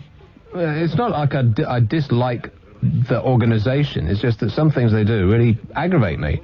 And as I'm paying for it, just like everybody else is, I feel I should be able to whine about it on the air. You know, some of the things that they do just don't make any sense. It's kind of, they're running the company like it's a commercial TV station, which it ain't. You know, it's daft. Can you get me the schedule for Saturday night? Do we have Saturday night's papers or something that would have that in? I'll send out Lord, what's his? Oh, well, we could look at the schedule tonight. I mean, what are they actually dished up for us tonight? I mean, do you seriously ever watch anything on BBC One? Does anybody? Well, no, we have a very wide cross-section of people in here. Like, I've just turned 38. Yeah. I'm sort of ABC, I'm ABC1, right? Uh-huh. Male, obviously. You're right. Okay. That wasn't crossing. What does that mean? Yeah, okay, like... no, I'm just hoping the conversation will... You are? It seems like you're stalling it. Not at all. And I can't think of one single thing that I watch on BBC One. Like, nothing at all. I'm straining to think what I watch on BBC Two. Oh, Larry Sanders, The Simpsons, yeah, all that American bought-in stuff. Yeah. As to what they actually make themselves, have I got news for you? Right. I think that's it. Never mind the Buzzcocks. You ever watch that? No. I think that's it. I think Have I Got News for You is the only thing I ever watch on BBC television. Isn't that shocking? That's terrible. You know, it's a good programme, but it's not worth almost £100 a year. No. Seriously, it isn't. No. I'm actually racking my brains right now trying to think of one single stinking programme that I watch on BBC TV. Okay, well, I can come up with one. You're a Canadian. I was sort of given this propaganda crap about British television being the best in the world and all that sort of jazz. Yeah. You come here, name me 5 programmes you watch on BBC television. Are You Being Served? Simpsons. And the news. And maybe a movie if it's on. Okay, well, movies don't count, Simpsons don't count, it's bought in. Are You Being Served doesn't count because it's like 20 years old. The news, okay, accepted. Yeah. Sometimes, if I'm around, I'll watch maybe Hidden Badly. But okay, it's something I've never got into, but I'll accept that people find it. It's all right. Amusing. It's all right. Andy, you are, how old are you, like 12 or something? 15. 15, okay, we should explain that Mike Hansen is, what, you're 30-ish? 32. 32, okay, and foreign. Okay, so between us, so far, we've come up with Have I Got News for You and the news, which seems to be, you know, fairly typecast so far. Okay, Sick Boy is 23. 23. We're all fairly middle class, I suppose. We should ask some working class people, but we don't have any working class people here, do we? I mean, let's ask Ian Collins. He's middle class. Very much so. So, do you watch anything on BBC One? Actually, there is one thing I can think of. A program called People's Century. There's some of it on at the moment, which is quite educational, quite highbrow and historical. Okay, well, see, to me, that is exactly what the BBC should be doing. Like, precisely that. Like, coming up with programmes like Shock of the New, which was that brilliant series of, you know, about modern art and civilization and the ascent of man and all those sort of great old stuff that they just don't do anymore because they're too busy, you know, giving game shows to bloody Dale Winton. Seriously, that's what it is. Lord Russell Double Barrel in there. He's like our hormonally charged teenager who, what were you, ABC1, C2DE? Where would you put yourself? 19, so... Is that an answer to my question? What was that? So in the social scale, what does your dad do for a living? Oh, I'm in C, so my dad's a driver. Okay, so C2. All right. Well, so now we've got an actual range in here. We're not all white collar workers. So that's good. So now we'll get like the other side of the coin. Okay. BBC television. Shooting Stars. Shooting Star, okay. Yeah. That's a... Right, that's like a student-y type of thing. and that's about it. Okay, well, Shooting Stars, now that's something that ITV probably would never have come up with, because it's like really off the wall. It's kind of like stupid. It's a real chance that they took with that, you would think. I mean, Vic and Bob were kind of not much of a chance, let's face it, because Vic and Bob were sort of cult anyway, and anything they do, students will watch and then repeat endlessly. Oh, and Sick Boy's got his hand up. I've said a brainwave, sir. How about Later with Jules Holland? That's good. Yes, it is good. Good programme. Yes, it is a good programme. That's also something that ITV would probably not do, because nobody watches music on television. I mean, that's pretty much a given. The music industry are forever whining that there's no music on television, and the reason is because nobody watches it. Yeah. But that is an excellent programme, and you're quite right in that respect. Thank you. So, so we've got the news. Have I got news for you? Later with Jules Holland, Shooting Stars. That's 4 stinking programmes for £100 a year. That's crazy. And you do. And are you, David? Are you still wondering why I whine about the BBC? Hello, is that the BBC Central office? He wishes to register a complaint. You have got to talk to him. He'll listen to you. Are you still there, David? Mm-hmm. What's your problem, dude? I have a sinus trouble. What programs do you watch on the BBC? I watch Keeping Up Appearances and One Foot in the Grave. You like comedy about old people? Yep. Well, you sound too young to like that stuff. That's parents' material. Yeah, but wrinkly people turn me on. Well, thank goodness that there are some people in the world like you, David, because eventually we'll all become wrinkly people. Here's one in Merseyside. Hello. Oh, yeah. How's it going? Not too bad, mate. BBC. Yeah. It's like Mogadon, isn't it, really? Okay, that's not what you called up about, though, is it? No, called up about an interview we're seeing about Monica Lewinsky's mother. An interview with Monica Lewinsky's mother? Yeah. Really? Yeah, she was on the TV, and the fella said to her, go on, answer the question, and she said, okay. Oh, Monica is a mouth organ. A mouth organ? Yeah. In As in harmonica.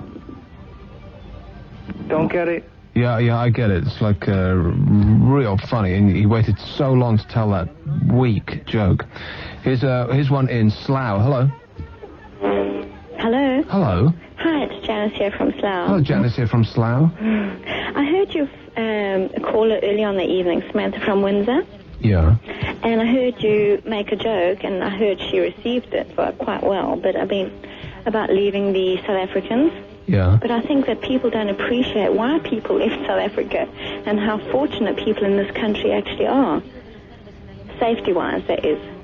Safety-wise? Absolutely. What do you mean? Well, you don't have to go to sleep with burglar bars in your windows. You don't have to worry about being shot in the street, sort of thing. Oh, you haven't been to Brixton, Janice? Is it just as bad there? Well, burglar bars on windows, absolutely. People have them everywhere. Do they? Really? Oh, yeah. Really, seriously. Open your eyes and see for No, I know evidence. that there are safety Perhaps problems. not in Slough, but, you know, where people have got money. Of course. Slough money? I don't think so. That's exactly what I'm saying. You want to leave Slough. Yeah, but how? You catch a bus. Not possible. Hitch. But what I'm saying is people are so fortunate here. They complain about the NHS system. They complain about the safety system. They complain about everything, but they just don't know how good they have it. Well, that's the human condition, Janice. It doesn't matter what your circumstances are. You will complain. If you won the lottery tomorrow, you'd be whining that, oh, you know, I've got all these people who are want money from me. And I agree with you. Complaining sometimes makes the situation better because it makes people more aware of it. But what I'm saying is, you know, like people will say things like, it's so bad here, but how bad is it really, you know? People just haven't lived in other places. That's right. When you want to have dinner, you can just go down the supermarket in this country and buy whatever Absolutely. it is. In South Africa, you have to go out and kill a buffalo. Well, this is a fact of life. It is? And then you have to string it up and make it into biltong sort of thing, and then live on it for a month. I had no idea. Well, it's an education, this show, ain't it? Thanks a lot, Janice. Absolutely, and I think you're wonderful. I think you're wonderful, too. No, we listen to you every night, and I think you're so witty. Well, bizarrely, in kind of like a mirror image here, I listen to you every night as well. No, you don't. No, really. seriously, because no, that's your other voice talking. I have bugs planted in your flat, and some of what I hear is, well, disgusting and probably illegal. Of course. Thanks a lot, Janice. Okay, bye-bye. Please, keep that kind of stuff under the bedclothes. It might be okay in South Africa, but we're a little more circumspect and upright in this country. We try to be here, though. Try to control yourself, Janice. Thanks a lot. Have a nice evening. Bye-bye. Okay, so we're doing this, we're giving away free money. It's like we just don't care. And the clue to the location is, I just got out of prison, but I don't have a criminal record. Where am I? Still time for you to register, take part in the contest with 1-to-1, the national network for free calls. We've got £700 in the prize fund. It could be yours if you can identify the town or city that the 1-to-1 caller is making his free national call from. And to recap, it sounds like this. Mike scrambles. Anytime you like, Mike, this is a live show. Where's it gone? It's gone missing.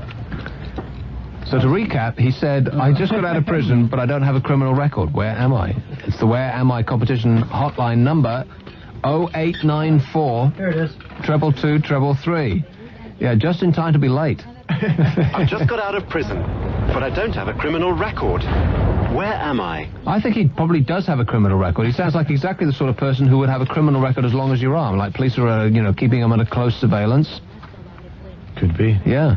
He's probably, on injections to keep his ardor in check. I couldn't possibly comment. We don't need your answer. You just have to leave your name and number. The call will cost you 25p, and I could be talking to you within the next 9 minutes and giving you some free money. 0894 222 333. Where is he? Okay. Oh, we need to go away and come back again. Nick Alec on Talk Radio. Free call 0500 1053 89.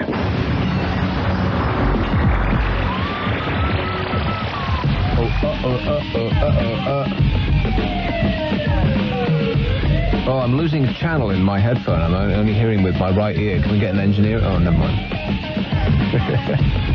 Don't even bother. It feels really weird. It's like, when you put your head underwater and just kind of like get water stuck in there and you can't hear? Exactly. Can you hear me? Sorry? I can't hear you. My headphones aren't working. I think I broke them and I smashed them into my face. So broke my nose and my headphones both at the same time. God damn it, this is really annoying. I thought they were good headphones. They are. I just broke them. They used to be good. Oh, blimey. I can't continue like this because I am a professional, but, it's like the blinking thing and that, innit? Yeah. So it's 0500 1053 89. I can't go on. Can somebody else take over? Oh, sure. We'll get Ian to do 7 hours instead of 6. Of course. He'd be thrilled to do 7. Is he really doing 6 hours? He is mad. 6 hours? Yeah. Is he going to come in and talk to me before he goes on? Or is he's got to say his voice, hasn't he? Because we've never actually done that, I don't think. We've never done that amusing little chit-chat that presenters do. Just remember when you first filled in? Yeah. And Ian and I did the evening, or whale slot. Did you? And then I did his. Oh, that's right. I've got no memory at all. It's so embarrassing. Can we do this before the news, then? I don't know, because I can't blink an ear. He'll give the answer and I won't know what he said. No, seriously. I need some assistance in here. Help me. You can honestly Please help me. Can you not hear anything? Well, only through my right ear, but that's not the ear that I think with. Oh, right. Hang on. Oh, it's Nikki the Psycho Newsreader. What does she want? Oh, she's going to give you new headphones. You won't like those, though. No, I don't like those. I better check them first. I don't like them. They're bran. I don't like bran.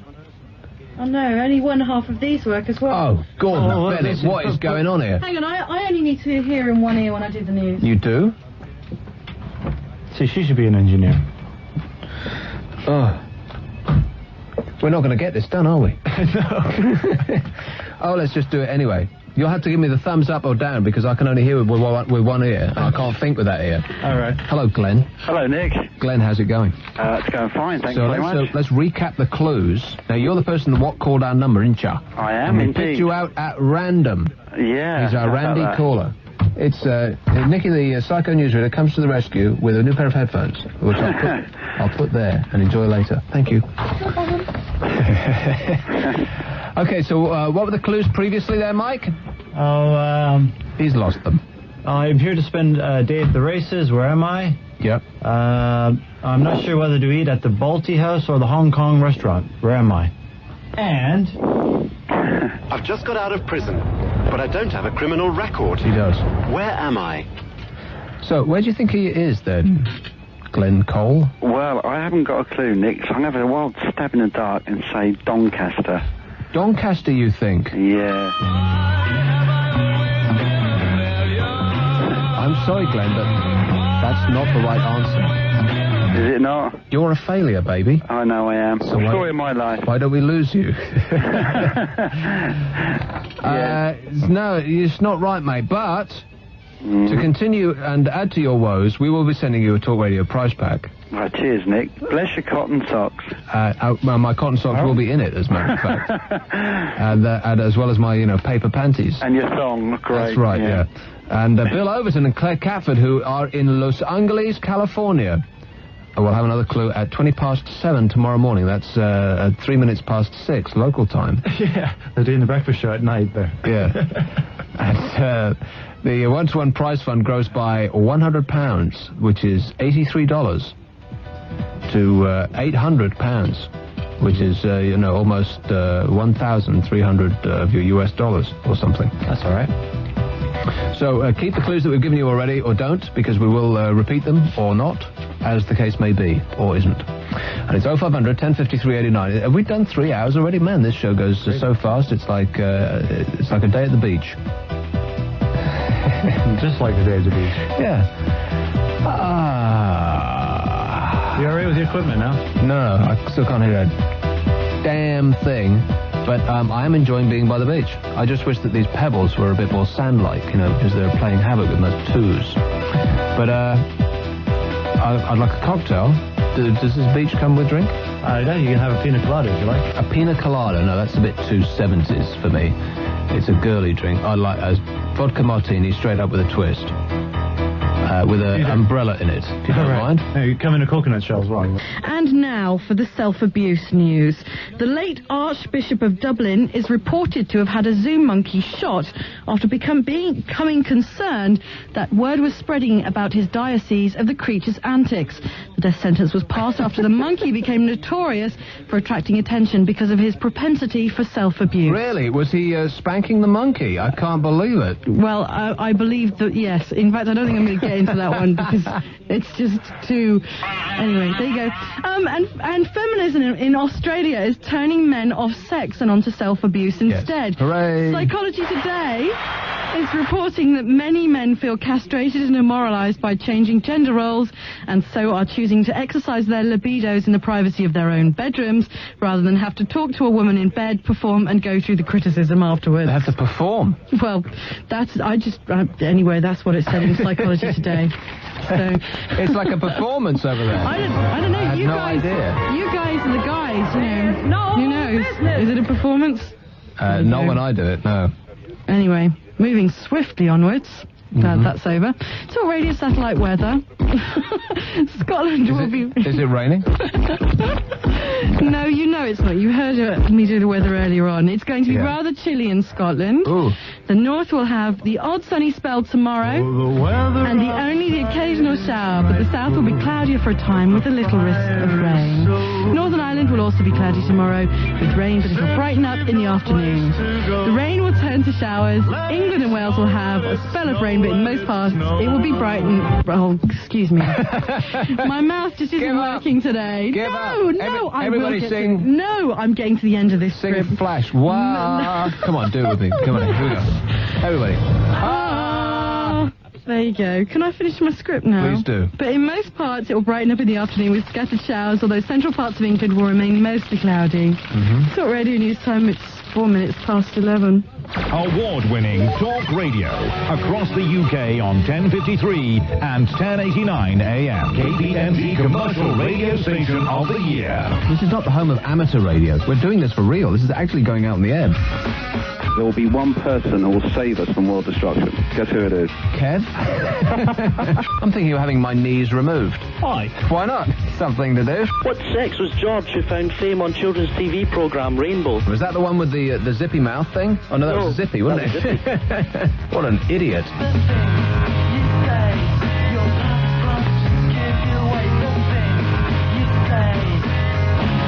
You're unbelievable. Okay, here's one in Slough, and it's a person called Kessa. What kind of a name's Kessa? Kessa. Okay, to the question, what kind of a name is Kessa? The answer, Kessa. You're absolutely right there. I can't argue with that logic. You think I'm crazy? You think I'm loco? Give me back my jibber jabber. You won't get a penny. Why is toothpaste called toothpaste? It should be called toothpaste. On this show, we just want you to enjoy your knees. Hello, Nick. I got knees. Uh-oh. You're unbelievable. Nick Abbott.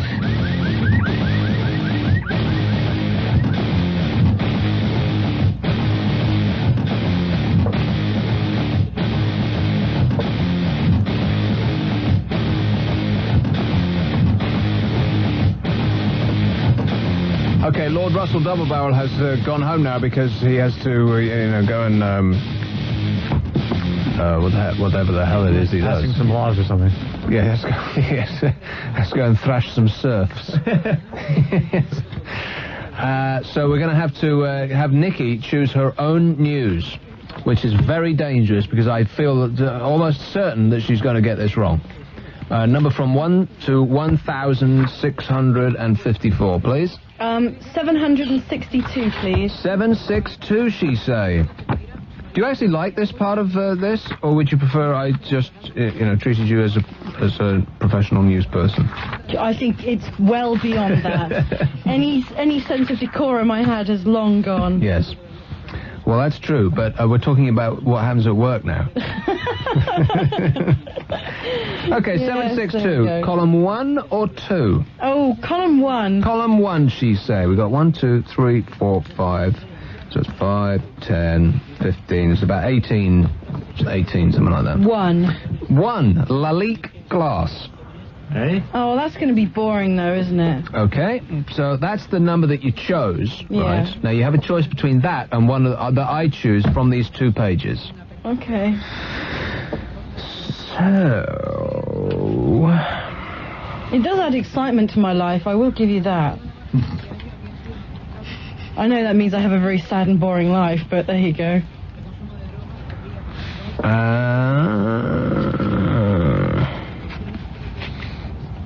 Having said that, the general verdict is it can't get much worse than it has been today. Well, self-abuse is just about as far as you can go, isn't it, really? They were good stories, though, as well. They were weren't excellent stories. Well, how the hell you ever came up with those is just beyond me.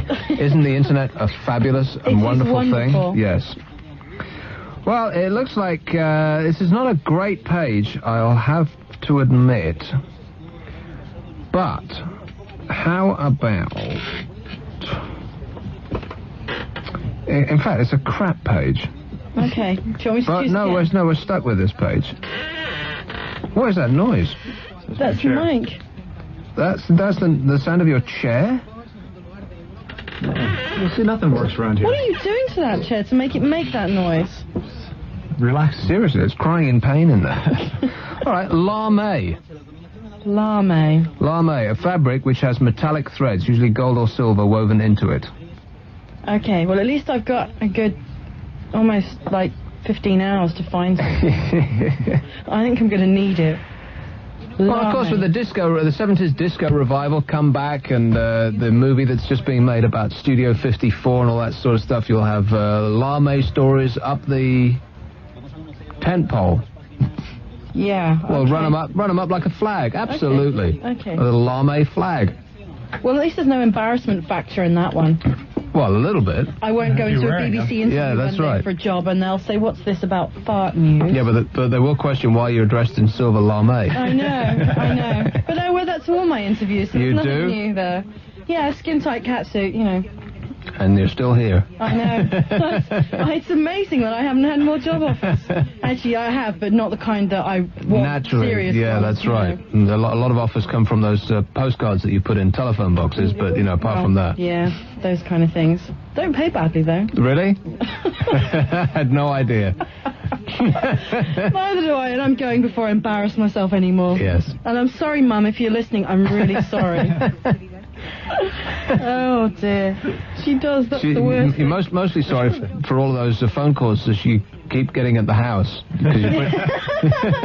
No, I have my own house. I don't live with my mum anymore. Oh, really? It's just a shame you put your mother's phone number on the cards. That was under her instruction. I see. Yeah, that's what happens. Divorced women, anyway, they pick up men. Wow, you are digging yourself in so deep, it's incredible. Not only do you not have a career anymore, but now your mother hates you too. I'm completely finished, aren't I? I might just well get married and have babies or something. I know. Your mother will be pleased. She'll be thrilled. Over the moon. That'll redeem me, won't it? Yeah. If I get married in white, and then she'll just think, excellent, She'll think, yeah. Right, I'm going. Okay. See you tomorrow. See you tomorrow. And do you remember what we're doing now? It was Lame news. Lame or Lalique glass. Yeah.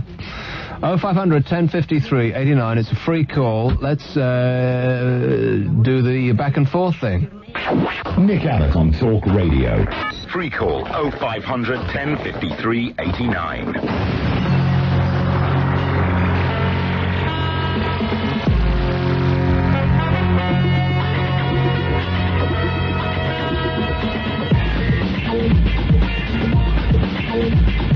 Getting up on the good foot. Funky, this is Talk Radio. I'm Nick Abbott, in for James, who's away for 1 week. And I'm doing 8 till midnight today, tomorrow, Wednesday, 10 till midnight, just after the football. Which football is it there, Pop-Up Pete? Pop-Up Pete is our hormonally charged teenager. It is, it's a nationwide football. That's narrowed it down a bit, hasn't it? Nationwide League, Division 1. I'll go and ask.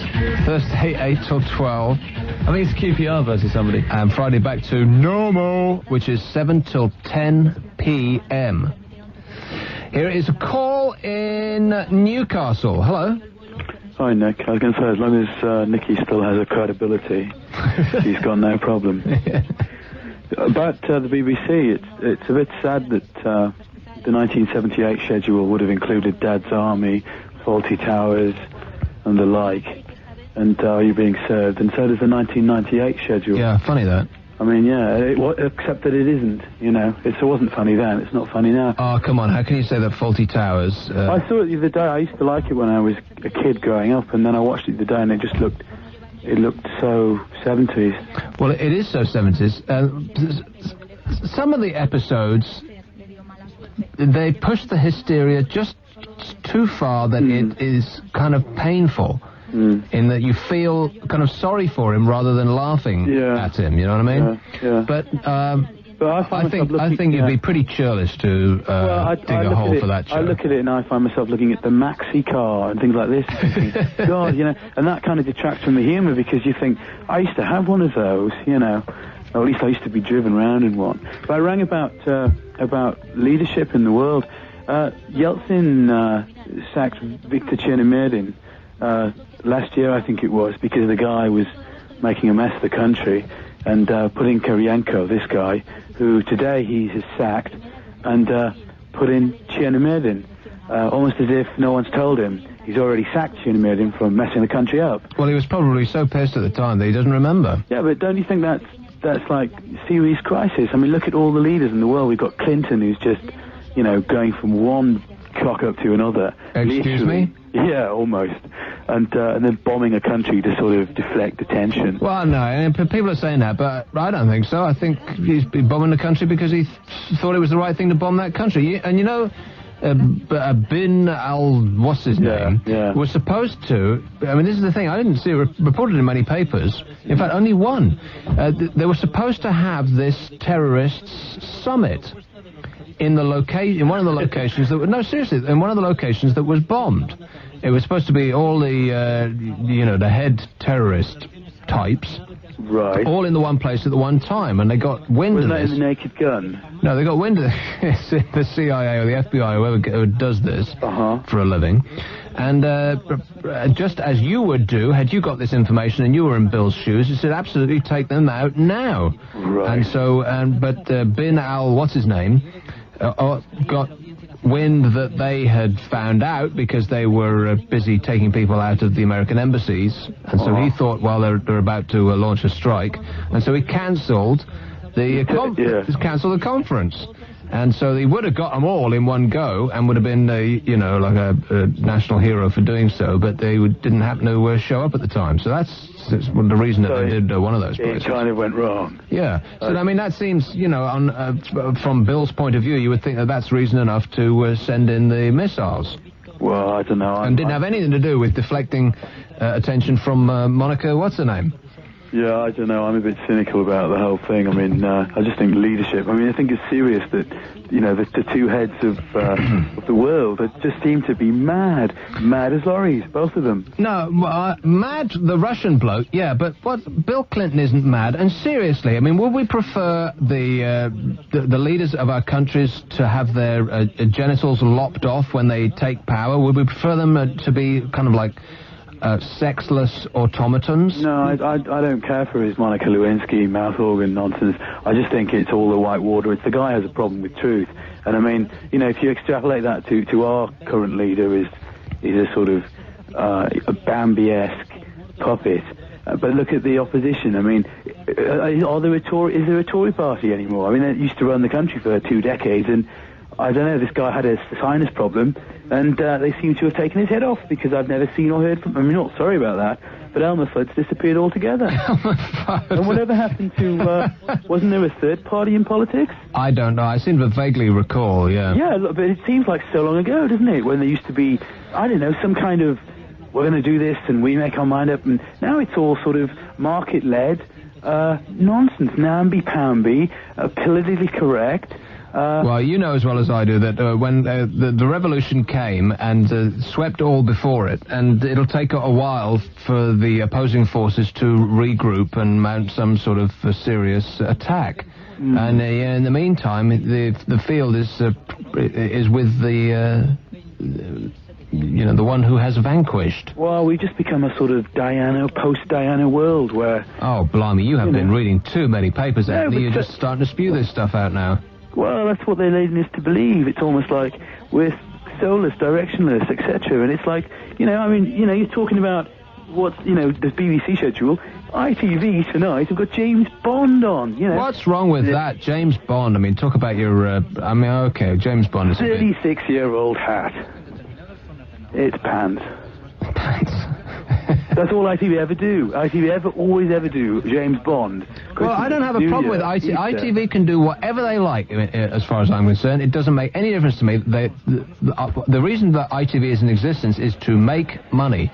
And they will put on a TV schedule, and if people watch it in their millions, then they'll make money. If they don't watch it, then they'll all lose their money. It's just like, there's none of my money in there, It's not a public service broadcaster. It's a money-making machine. So whatever they do is fine. That's to go ahead and put your stupid game shows on and rerun James Bond or Indiana Jones or whatever the hell it is you want to do. Just get as many stupid people watching that channel as you possibly can and sell them the adverts. That's what it's for. It's to make money. But don't you think, Nick, it'd be more honest if a channel just came up and said, look, we've got nothing to show tonight. We're not showing anything, and a message screened up saying, there's nothing of any worth, go do something else. Think for yourself, turn on the radio, read a book, go out and entertain yourself, just do something. We're not going to feed you this, because it's not worth watching. But you don't understand which country you're living in, Anthony. People are stupid, and the stupider the product, the more they like it. Seriously, I mean, that's sad, true. Man. It's sad. Well, it is sad, but that's human beings. Get used to it. It's the same the whole world over, and the more stupid and bland and anodyne the product, the more people will like it. And that's why they like stupid game shows and, daytime TV talk shows and all of that rubbish that keeps getting pumped out, which ITV should do. Look at commercial television the whole world over. It's tripe. And because that's what people like. But you know the people who appear in it, you know, the Dale Winsons and the fat Vanessa Feltz and all these people, I mean, they know it's crap. They know that the viewer knows that it's crap, and they know that we know that they know that we know that it's crap, and it's still crap. And it's like, you know, pets win prize in this kind of show. This is what seems to make the world go round. Then we talk about quality television. We talk about being a first world. We talk about, you know, having the right to lead culture and, I don't know, bomb countries and mourn Diana and all. It's just so vacuous, man. We're just losing. Well, you are half right. The people who are making this stuff are more intelligent than the product itself, and they know it's tripe. But the people who are consuming it, they love it for what it is. They're not watching it in a knowing, ironic way. They just love it. Hey, listen, Anthony, I've got to move on, but thanks a lot. Sure. 0500 1053 89. We're going to go to a break in a minute, not now, because, first of all, the star of the evening is Rab C. Nesbitt. Hello, son. Rab! Oh, God, who is that? Amazing what a spliff and a nibbling Welsh book can do for you. What? Get on with it. A bad weekend, son, bad weekend. Why is that? Chalked out the house again, you know. You did what? I opened the mine, but I'm the top bloody flat, you know, it's getting a bit... You know what started it as well? She was giving me a hard time Saturday morning, and she said, you know, I'd really like to have a bigger chest. I said, well, why don't you go and see the doctor or something? She said, I did. They said, the doctor said I should go and put a piece of toilet tissue between my things and, you know, you'd give me a bigger chest. Mm-hmm. I said, was it going to work? She said, well, look what it done for my arse, you know. Oh, dear. So that was the whole weekend, walking the streets. Went to into the chip shop. We've got a chip shop down here where I live in Govan. Went in there, and I don't like the guy. I just don't like him at all. I walked in and I said to him, hey, have you got Braveheart? He said, look, you an idiot, this is a chip shop, not a video shop. He said, away you go and behave yourself. So we're in again about half an hour later, and I said, right, go on, give me a new Friends video. He said, look, I'm sick of you, you're drunk. This is a chip shop, it's not a video shop. I said, right, okay. So we're in again a third time, and he looked at me. I said, sorry, I'm not going to cause any hassle. He said, right, what is it you want? I said, have you got a fish called Wanda? Oh, you are bad. So that's that. I'm walking the streets because she wouldn't let me back in the house. And then the next door to the video shop was a pet shop. I walked in and I said, going to give me a wasp? He said, don't be stupid, you don't sell wasps. I said, well, you've got one in the window. Hey, there was 2 fish in a tank. And one turned to Lil and he said, well, how are we going to drive this then? Anyway, in closing... And finally... In closing... In the same pet shop, and this is true, the guy was selling a caterpillar, and he knew I was drunk. And he said, it's a talking caterpillar. So I said, all right. I said, I'll have it. You know, I'll wear it. I'll buy it. Give me it. And I knew I was getting done, but I took the thing anyway for 20 quid. So I'm walking out the shop. I've got the caterpillar in a matchbox, and it opens the matchbox, and it says to me, it says, hey, Rob, let's go for a pint. I said, my God, the guy wasn't kidding me on. I said, it really can talk. So I took it for a pint. I says, right, we've had a pint, what do you want to do now? He says, well, let's go home and watch the telly. At home, watching the television. He says, Rob, I'm a bit hungry. He said, any chance you have fish supper? I said, look, I'm a bit drunk here. I'm just a wee bit drunk. Sorry, for the benefit of English listeners, a fish supper is fish and chips. Yeah. He said, I'm a bit drunk. He said, you better go for it. So I gave him a £10 note and sent him out for the fish suppers. And an hour passes, no sign of this caterpillar. So I thought, what the hell's he up to? So I gave it another half an hour. Again, no sign of this blooming caterpillar. So I thought, right, okay, I better go and see what's happened to him. So I put my jacket on, put my shoes on, walked out into the hall, and there, on the stairs in the hall, is this caterpillar. I said, hey, I gave you a £10 note to go and get the dinner about an hour and a half ago. He said, look, Rob, give us a chance to get my shoes on. Oh, no. Nick Abbott. You know, you'd think that he's helping you, but he's hurting you.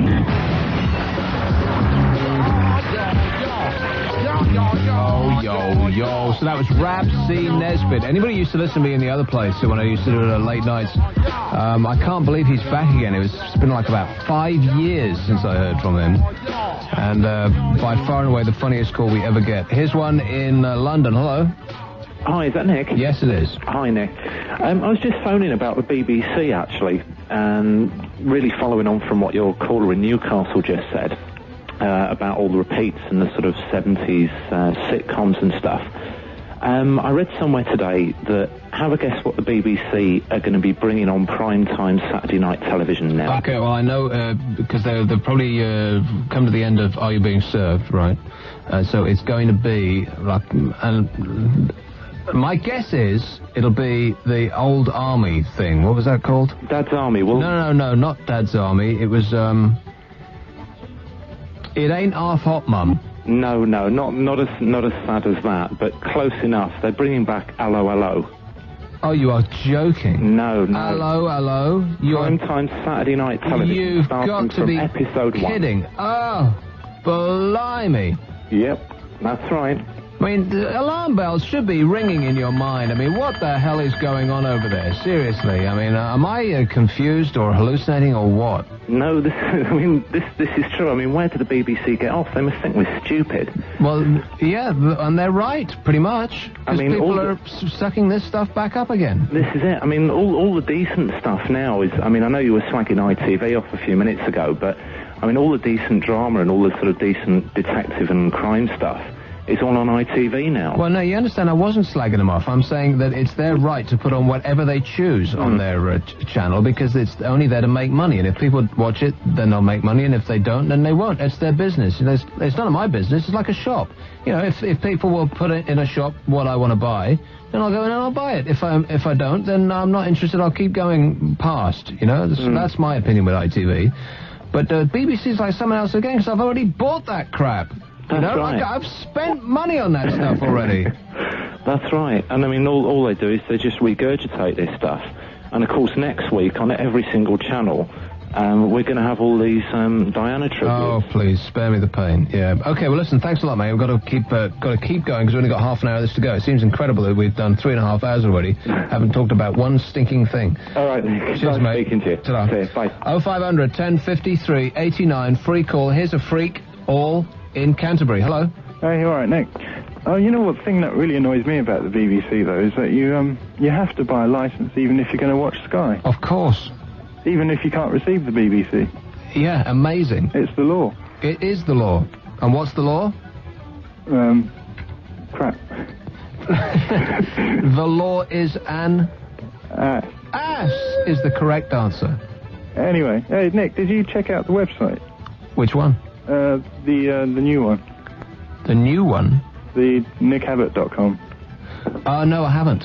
Oh. I've been busy with my business. Well, you've been out, haven't you? I've been out, yeah. I left the flat and I was asked, where are you going? I said, out. No, I haven't. Why, is it groovy? Yeah, of course, I did it. Oh, that's right. You're the nut who transcribes shows. Yeah. What do you do for a living? Well, right now I'm thinking of starting up my own company. You are? Yeah. But what do you actually do for a living? Answer the question. Well, unemployed. You're unemployed, and hence you've got, like, an enormous amount of time on your hands. Right, exactly.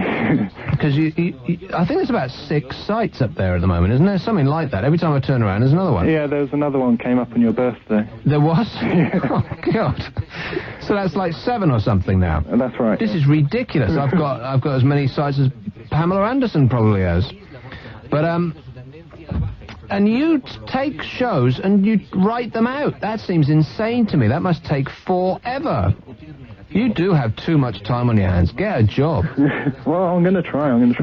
Hey, anyway, everyone's talking about South Africa here. Yeah. I'm actually going to go there next week. You are? Yeah. How can you afford to go to South Africa? Well, my parents live down there. Right. So I'm going to go there for a few weeks. Hey, well, bring us back something great. Well, there's plenty of cheap wine out there. No, we got cheap wine here. Bring us back something that you can't get here from South Africa. Anybody been to South Africa in there? Pop up Pete, you ever been to South Africa? No, anything at all about South Africa? I've been out of England, me. You haven't been out of England? No. Seriously? How sad is that? How old are you? 18. Have you been to Wales? No. Scotland? No. Peru? No. You haven't been to Peru? No. Well, you want to get your skates on, mate. Get to Peru. I will do. I'm going to this year, actually. I'm going to go abroad. Are you? It's my New Year's resolution for next year. And where are you going to go? I don't know yet. Somewhere nice. Might go to Germany, actually, because my mum's German, so it's about time I visited some kind of relatives. You won't like them. I know I won't. I've heard bad things about them, actually. And whereabouts in Germany do they live? A place called Dossenheim, near Heidelberg, which is southern part. Heidelberg? Yeah. Do you know it? Very nice. Really? Because it's not skiing country. I've never been there, so I don't really know.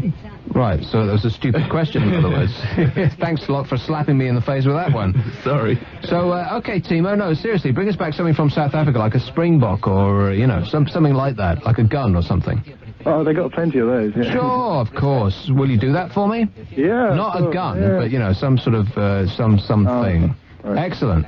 Okay, and anytime you're in London, then, call ahead of time so we can, redouble our security. Thanks a lot, mate. All right. Ta-da. 0500 1050 389. That's one of the nuts that does one of the websites. I will absolutely buy you a drink. Flat out, yes, I will. Why not? He deserves a drink. I won't stick around to drink it with you, but, I'll give some money to Sick Boy and he can buy you a drink. In fact, I'll buy you a drink and I'll post it to you. Do we do a break now? You look like... Okay. Well, stop looking at me like that. Are you looking at me? Here's one in Runcorn. Hello, Peter. Hello, Nick. Peter. Yeah, it's about your comments about game shows and talk shows when you were saying it was if people want to watch that cheap rubbish, yeah. Can do.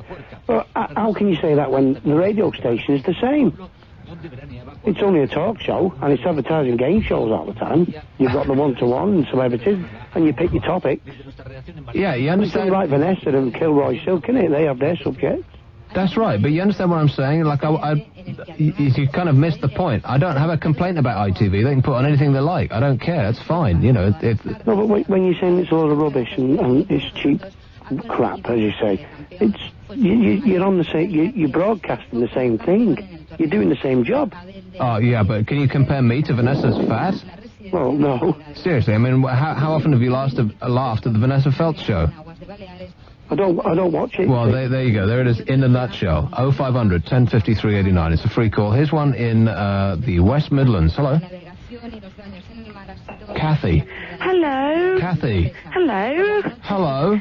I'm phoning because my family is the Talk Radio's roadshow groupies. What does that mean? We go everywhere with Talk Radio T-shirts and hats with 1053 1089 on AM on the front. Really? And we are original Talk Radios, and I'm here on the bag. Yeah.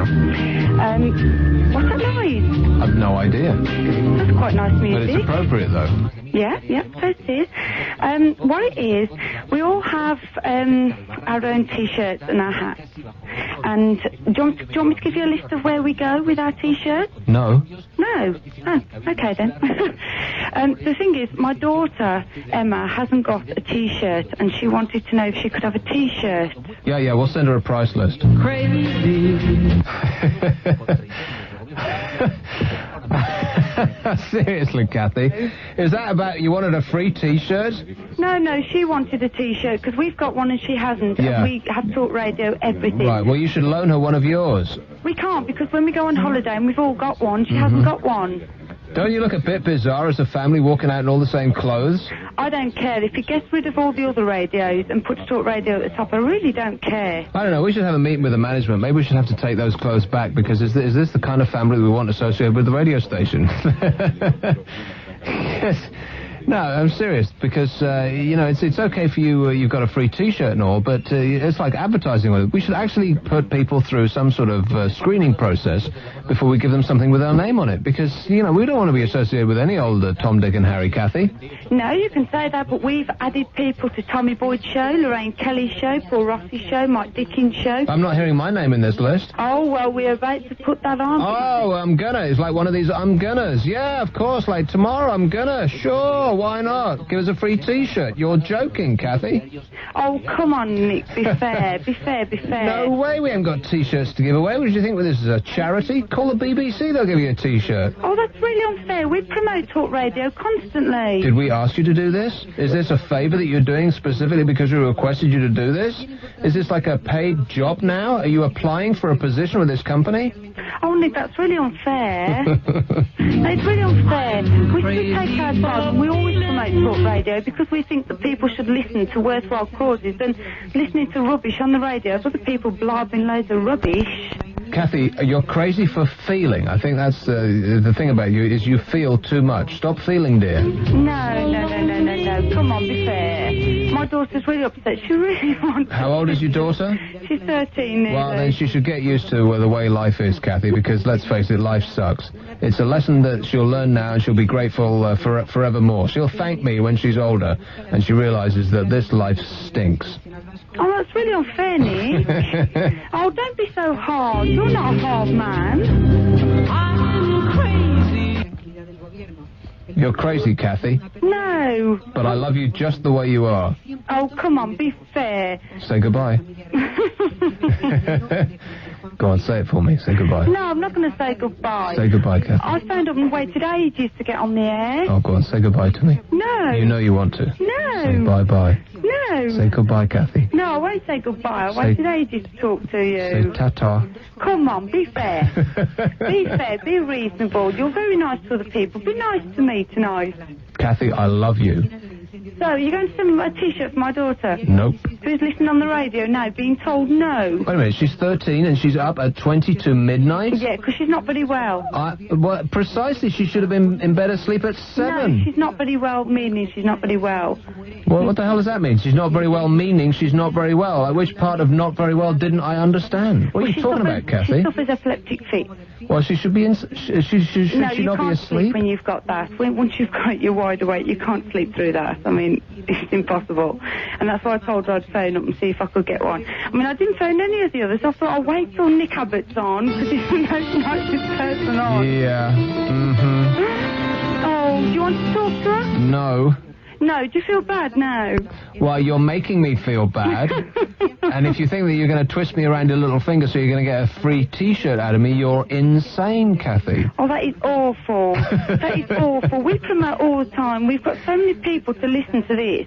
Through my work. Do you not have like 12 or 15 pounds or however much do we charge for these things? Seriously? Well, I don't know if you charge. Well, it's about time. You've got so much free stuff from us, dear. It's about time you bought something, don't you think? No, I haven't got free stuff at all. The competitions that I've had to enter. Oh, blimey. I think you're head of our list. Don't give this woman any more free stuff because she's sucking us dry. That is so unfair. Nick, don't you dare. That is so unfair. No, seriously, Kathy from West Midlands. Now your name's starting to ring a bell.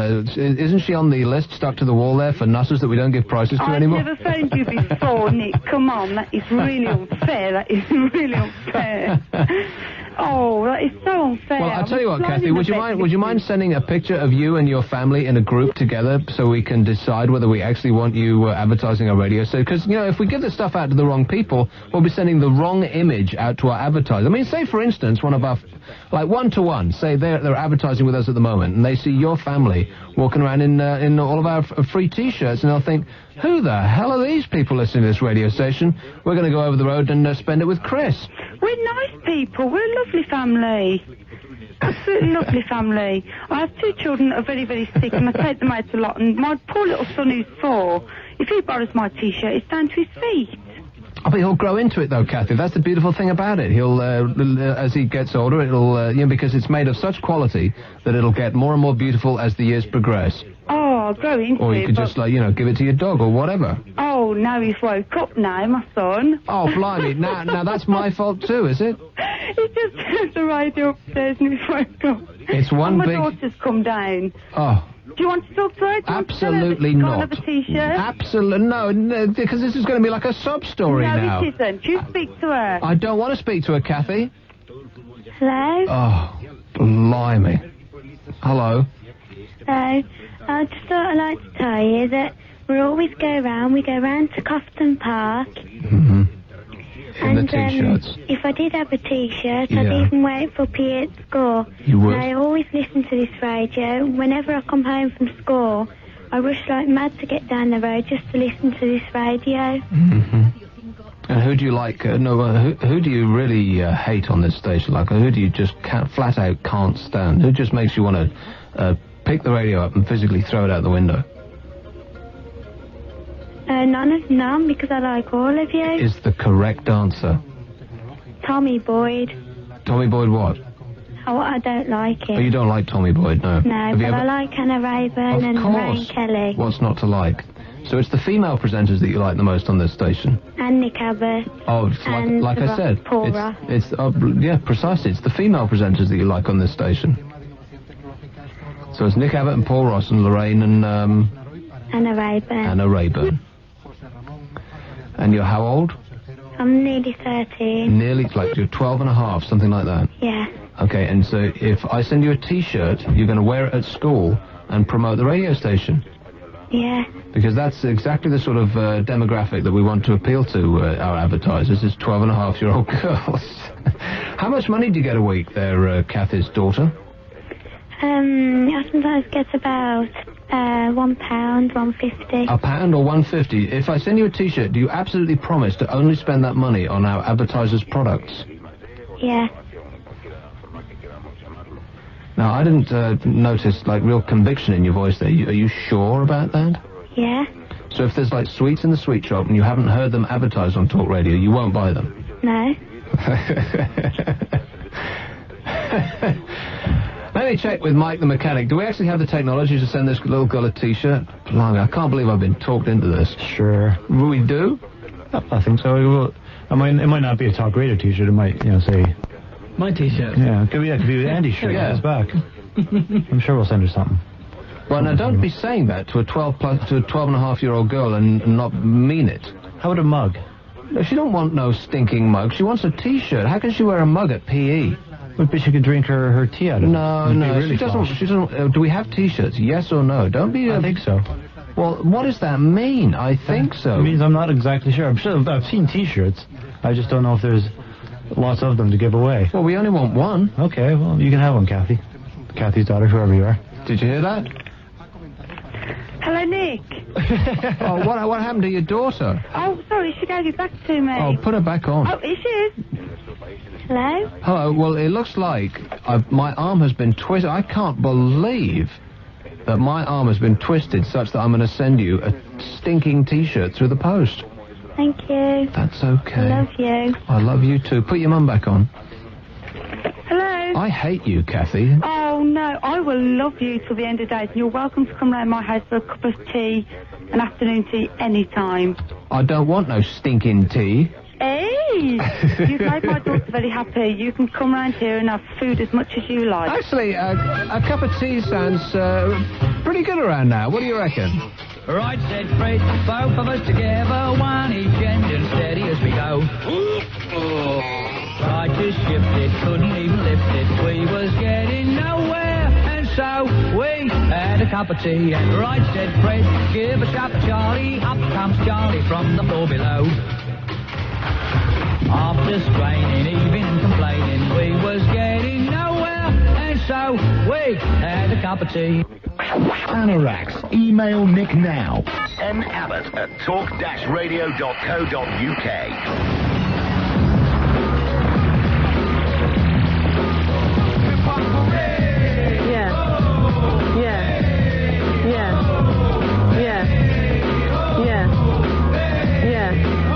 Too late. She goes. No. She goes. No. She goes. No. She goes. No. She goes. No. She goes. No. She goes. No. She goes. What? Right, so what are we doing? We're taking a call in Gateshead. Hello. Hello, Nick. Yeah. Oh, you're just too much. You've got record listening ratings at the moment, but you're in great danger of laughing half of them to death. Of what, sorry? Laughing half of them to death. You have. It's true. In that lovely lady with that belly laugh. It's too much. Oh, blimey, that was like a little sort of a phlegm blowback there. That was disgusting. It was almost like being inside your mouth, Barry. I'm going to have to move on because I'm feeling bilious. 0500 1053 389. Ugh, I feel like I need a shower now. Here's one in Weston-super-Mare. What's so super about Weston-Mare, Nikki? Hello, Nick. Hello. I'd like to talk to you about the BBC. Answer the question, woman. What is so super about Weston-super-Mare? Absolutely nothing. Nothing. Nada. Niet. Rien. Okay, go ahead. Well, it's really crap, isn't it? But it brought us Joey Deacon and Blue Peter and Sticky Back Plastic and all sorts of things like that. What the blinking hell are you talking about, dear? Blue Peter. Blue Peter, yeah. It's been with us for years and years and years. Right. And? More. And it's really great. And the BBC brought us that, and we've all watched it. I know you have. Yeah. I'll get my coat. Get your coat. Yeah, your hat, your coat. It's time to go. Here's one in Chingford. Hello. Hello there. Yes, Ant. Hello there, mate. How you doing? Is your name Ant? My name's Ant. Is it a little crawly thing? If you say so. That's all right. It's short for Anthony. It would be, yeah. It would be, indeed, sir. Anyway, I found out about the BBC. Okay. First of all, I'd like to say that I've followed you for a long time, even when you were at that angelic radio station, I think called Cool. It's you. Right, the police are interested in speaking to you. We have had somebody following me for a good long while. Don't tell them, please. No, don't tell them about it. You know. I need to keep my identity sort of secret, you know. Right, okay. Anyway. Undercover and, yes, cloak and dagger stuff. You've got the idea. Anyway, I phoned up to say, I've written a little list here. 5 things I reckon are great about the BBC. Okay. First of all, we could say Des Lynam. Wasn't he great over the World Cup? He held the whole thing together. Even though we lost in the second round, I was compelled to watch the third and fourth. No, I couldn't stand that thing that they had with Des Lynam and those... I know the set was out of I, Claudius, I know, but... What was that table, by the way? You know that stupid table? It must have cost them about 10 grand to have that made. That was glass with a bit of wood sticking up on the top of it. What the hell was that about, by the way? I don't know. It was like rugby ball shaped and ran out of glass. Great stuff, you know? It was so bizarre. It was like somebody had said, well, you know, we've got an extra 10 grand on the budget, so let's have a stupid table made. Well, why not? Because we don't care, because it's not our money, they say. No, I couldn't stand that. Alan Hansen and Jimmy Greaves and Des Lynam. Oh, Jimmy Greaves isn't that great, I'll quite admit. I think, as a team, they suck more than any other combination of people that appear regularly on television. I'm clearly most outspoken, then. I just cannot believe that they are continually put on the same screen together, because they're just... Jimmy Hill and Alan Hansen are so funny. They're awful together. It's so patently obvious that they all hate each other, and I know, it's great. No, it ain't great. It's painful to watch. Like, you don't want any of those people in your living room. Alan Hansen, I can't stand him. And Jimmy Hill, no time for him at all. And Des Lynam, no, awful people. All right, I'll take that one back then. If that's better with you. Okay, well, struck number 1 off. Struck number 1 off. Right, the second one, they think it's all over. I've never seen it. You've never seen it? They think it's all over. Well, I must say I watched virtually everyone, and I think it was side-splittingly funny. Side-splittingly funny? Like one of those crap little cheesy cliches that the reviewers say. Okay. Well, put a question mark next to 2. You let that one slide then. Remember Behaving Badly? Never seen it. Never seen it? That's a question mark against 3. 4? 4. Red the Wolf. Classic programme. He's gone quiet. I'll let that one go through. Although... Thank you very much. It's a good programme. Yeah. 5. 5. Otis the Aardvark. You ever watch on BBC? He's the most animated one there. Takes the piss out of... Oh, did I say that? I think he did, yeah. Oh, no. Oh, it's almost midnight. You can get away with that. Oh, thanks, mate. All right, I think he's the most animated one there and takes the mick out the whole lot of them. And it's called what? Otis. Otis the... Aardvark. Aardvark? Got a massive nose. And I'm listening to what you're saying? Unbelievable. He took like 10 minutes of my valuable time up. He's a fan of Otis the Aardvark? I must be hallucinating. What the hell is going on in this show? Ian Collins is going to come in just a moment and tell us that things are going to brighten up considerably after the new news at 12. Tommy Boyd Street Beat Symphony with DHL Worldwide Express. Join Tommy Boyd for the country's leading forum on four-wheeled discursive debate and dialogue.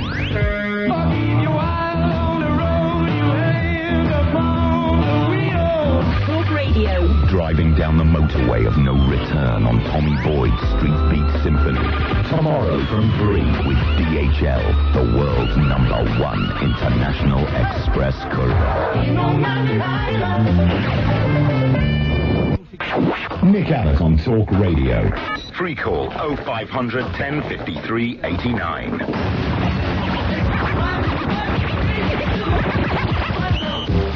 We have the best damn dance music on any station probably in the world, and we're a talk station.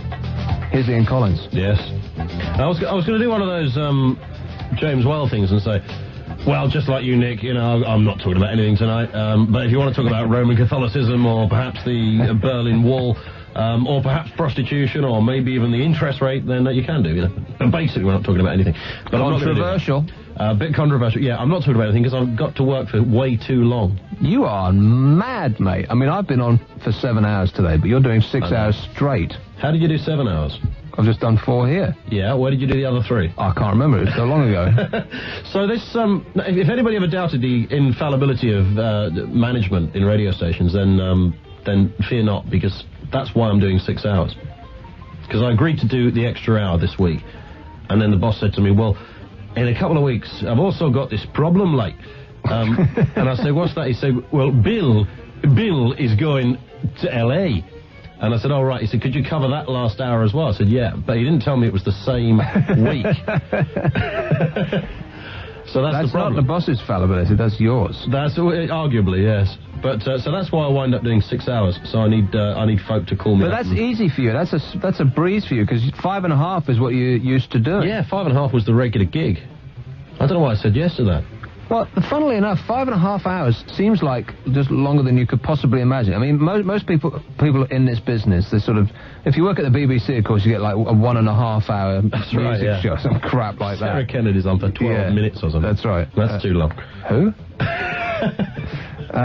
Or like 2 hours or 3 is sort of stretching it a bit. Yeah. 4 hours playing music, that's about as much as anybody does.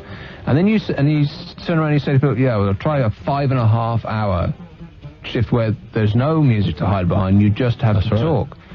But it's actually, you know, I've just done 4. I could do another 1.5 now. You want to go to the I think I will. drinking club around the corner? I'll take you up on that. I could do another couple of hours now, easy. If my headphones hadn't broken and I was using these antiquated old things that heat up your ears. Yeah, these are dangerous. I can't these stand melt your brain, these things. They do, because my ears are now hot. That's what everybody says about my ears. They say they're so hot. Hot ears, Abbot. Yeah. I've seen that written somewhere. You have? On a toilet? On a wall, yes. Yeah, in fact, it constitutes my card that I leave in telephone boxes. Is that the one? Yeah, my ears are so hot. Hot ears, Abbot. Yeah, give me a ring and warm me up, that kind of thing. I think I've seen that, Nick. So, yeah, after 12, we're just, we are talking about Alfred Hitchcock and Quentin Tarantino, because we have to. We are talking about smoking in the 1850s. And power. Power FM. So I'm just Power FM. That's a great station, isn't it? I've no idea. I think you do. I don't know. You used to work there, didn't you? Don't you work there in the mornings? Come on, you do, don't you? You do 9 till 12 there. Is there a station called Power FM? There has to be. You would think there must be. If somebody hasn't jumped on that one yet, then they will. Bad marketing going on somewhere in one of these gargantuan, way too big radio groups in this country. Power FM. God, you are political, aren't you? Yeah. Very. Dangerous. 100,000 radio stations in this country, 3 owners. What's all that about? Well, I wouldn't piss any of them off if I were you. Yeah, but you open a little one. You say, I'll open a little one. I'll do true community radio, which is always dead boring. And then all the shareholders get a little bit itchy and they say, no one's buying into true community radio, so let's sell it to one of the big boys. And yes, genius. And then you made £1 million. You never have to work. Yeah, but then all the jocks have got to read off one of these crummy computers. Oh, who cares? Because you've sold the station and you're sitting in the Bahamas having someone make cocktails for you. It's accountants, you see, isn't it? Where's your passion, Nick, behind radio? Passion? Money is my passion. Yeah, I don't believe that. Well, you think I'm less shallow than that? You're way much deeper. Oh, deeper? Deeper. Not less shallow, but deeper. But not less shallow, but deeper. Right. Which I think is the grammatical way of saying less shallow. Probably, yes. Yes. Something on those lines. Not 2 negatives. No. But a positive. Because that would be wrong. Yes. So we are going to sort of generally sod about a bit as it goes. Oh, you can say that close to 12, can you? You can say sod about, you can say bugger about. I prefer you said it in your own show. Really? Yeah. Well, I won't swear in this show. I think that's too late. I just did it. Damn it. Here we have a nice little tale which we're like way too late on, aren't we? Oh, we can fit it in. We can? Sure. You don't mind starting late, do you? No, I don't mind. Okay, well, really? Well, a couple of minutes late or... That's cool. Okay. Absolutely cool. About half an hour late, something like that. Okay, well, can I yodel first before we go into it? Yeah, please do. I'll stretch it out. Nikki the Psycho Newsreader, she's probably in there chomping at the bit. She's got... did we give her instructions? No, you didn't. I just want to go home now. Okay, a little light yodeling action to end the show. And Ian Collins is coming up. He's going to be on the air for 36 straight hours. And I'll be back tomorrow at 8 o'clock. This is Talk Radio. I'm Nick Abbott. Do you want the story? Yeah, I think we should have this story, but I've got a little bit of yodeling left in me. You don't mind, do you? It's in me, and it has to come out. About 10 seconds, something like that.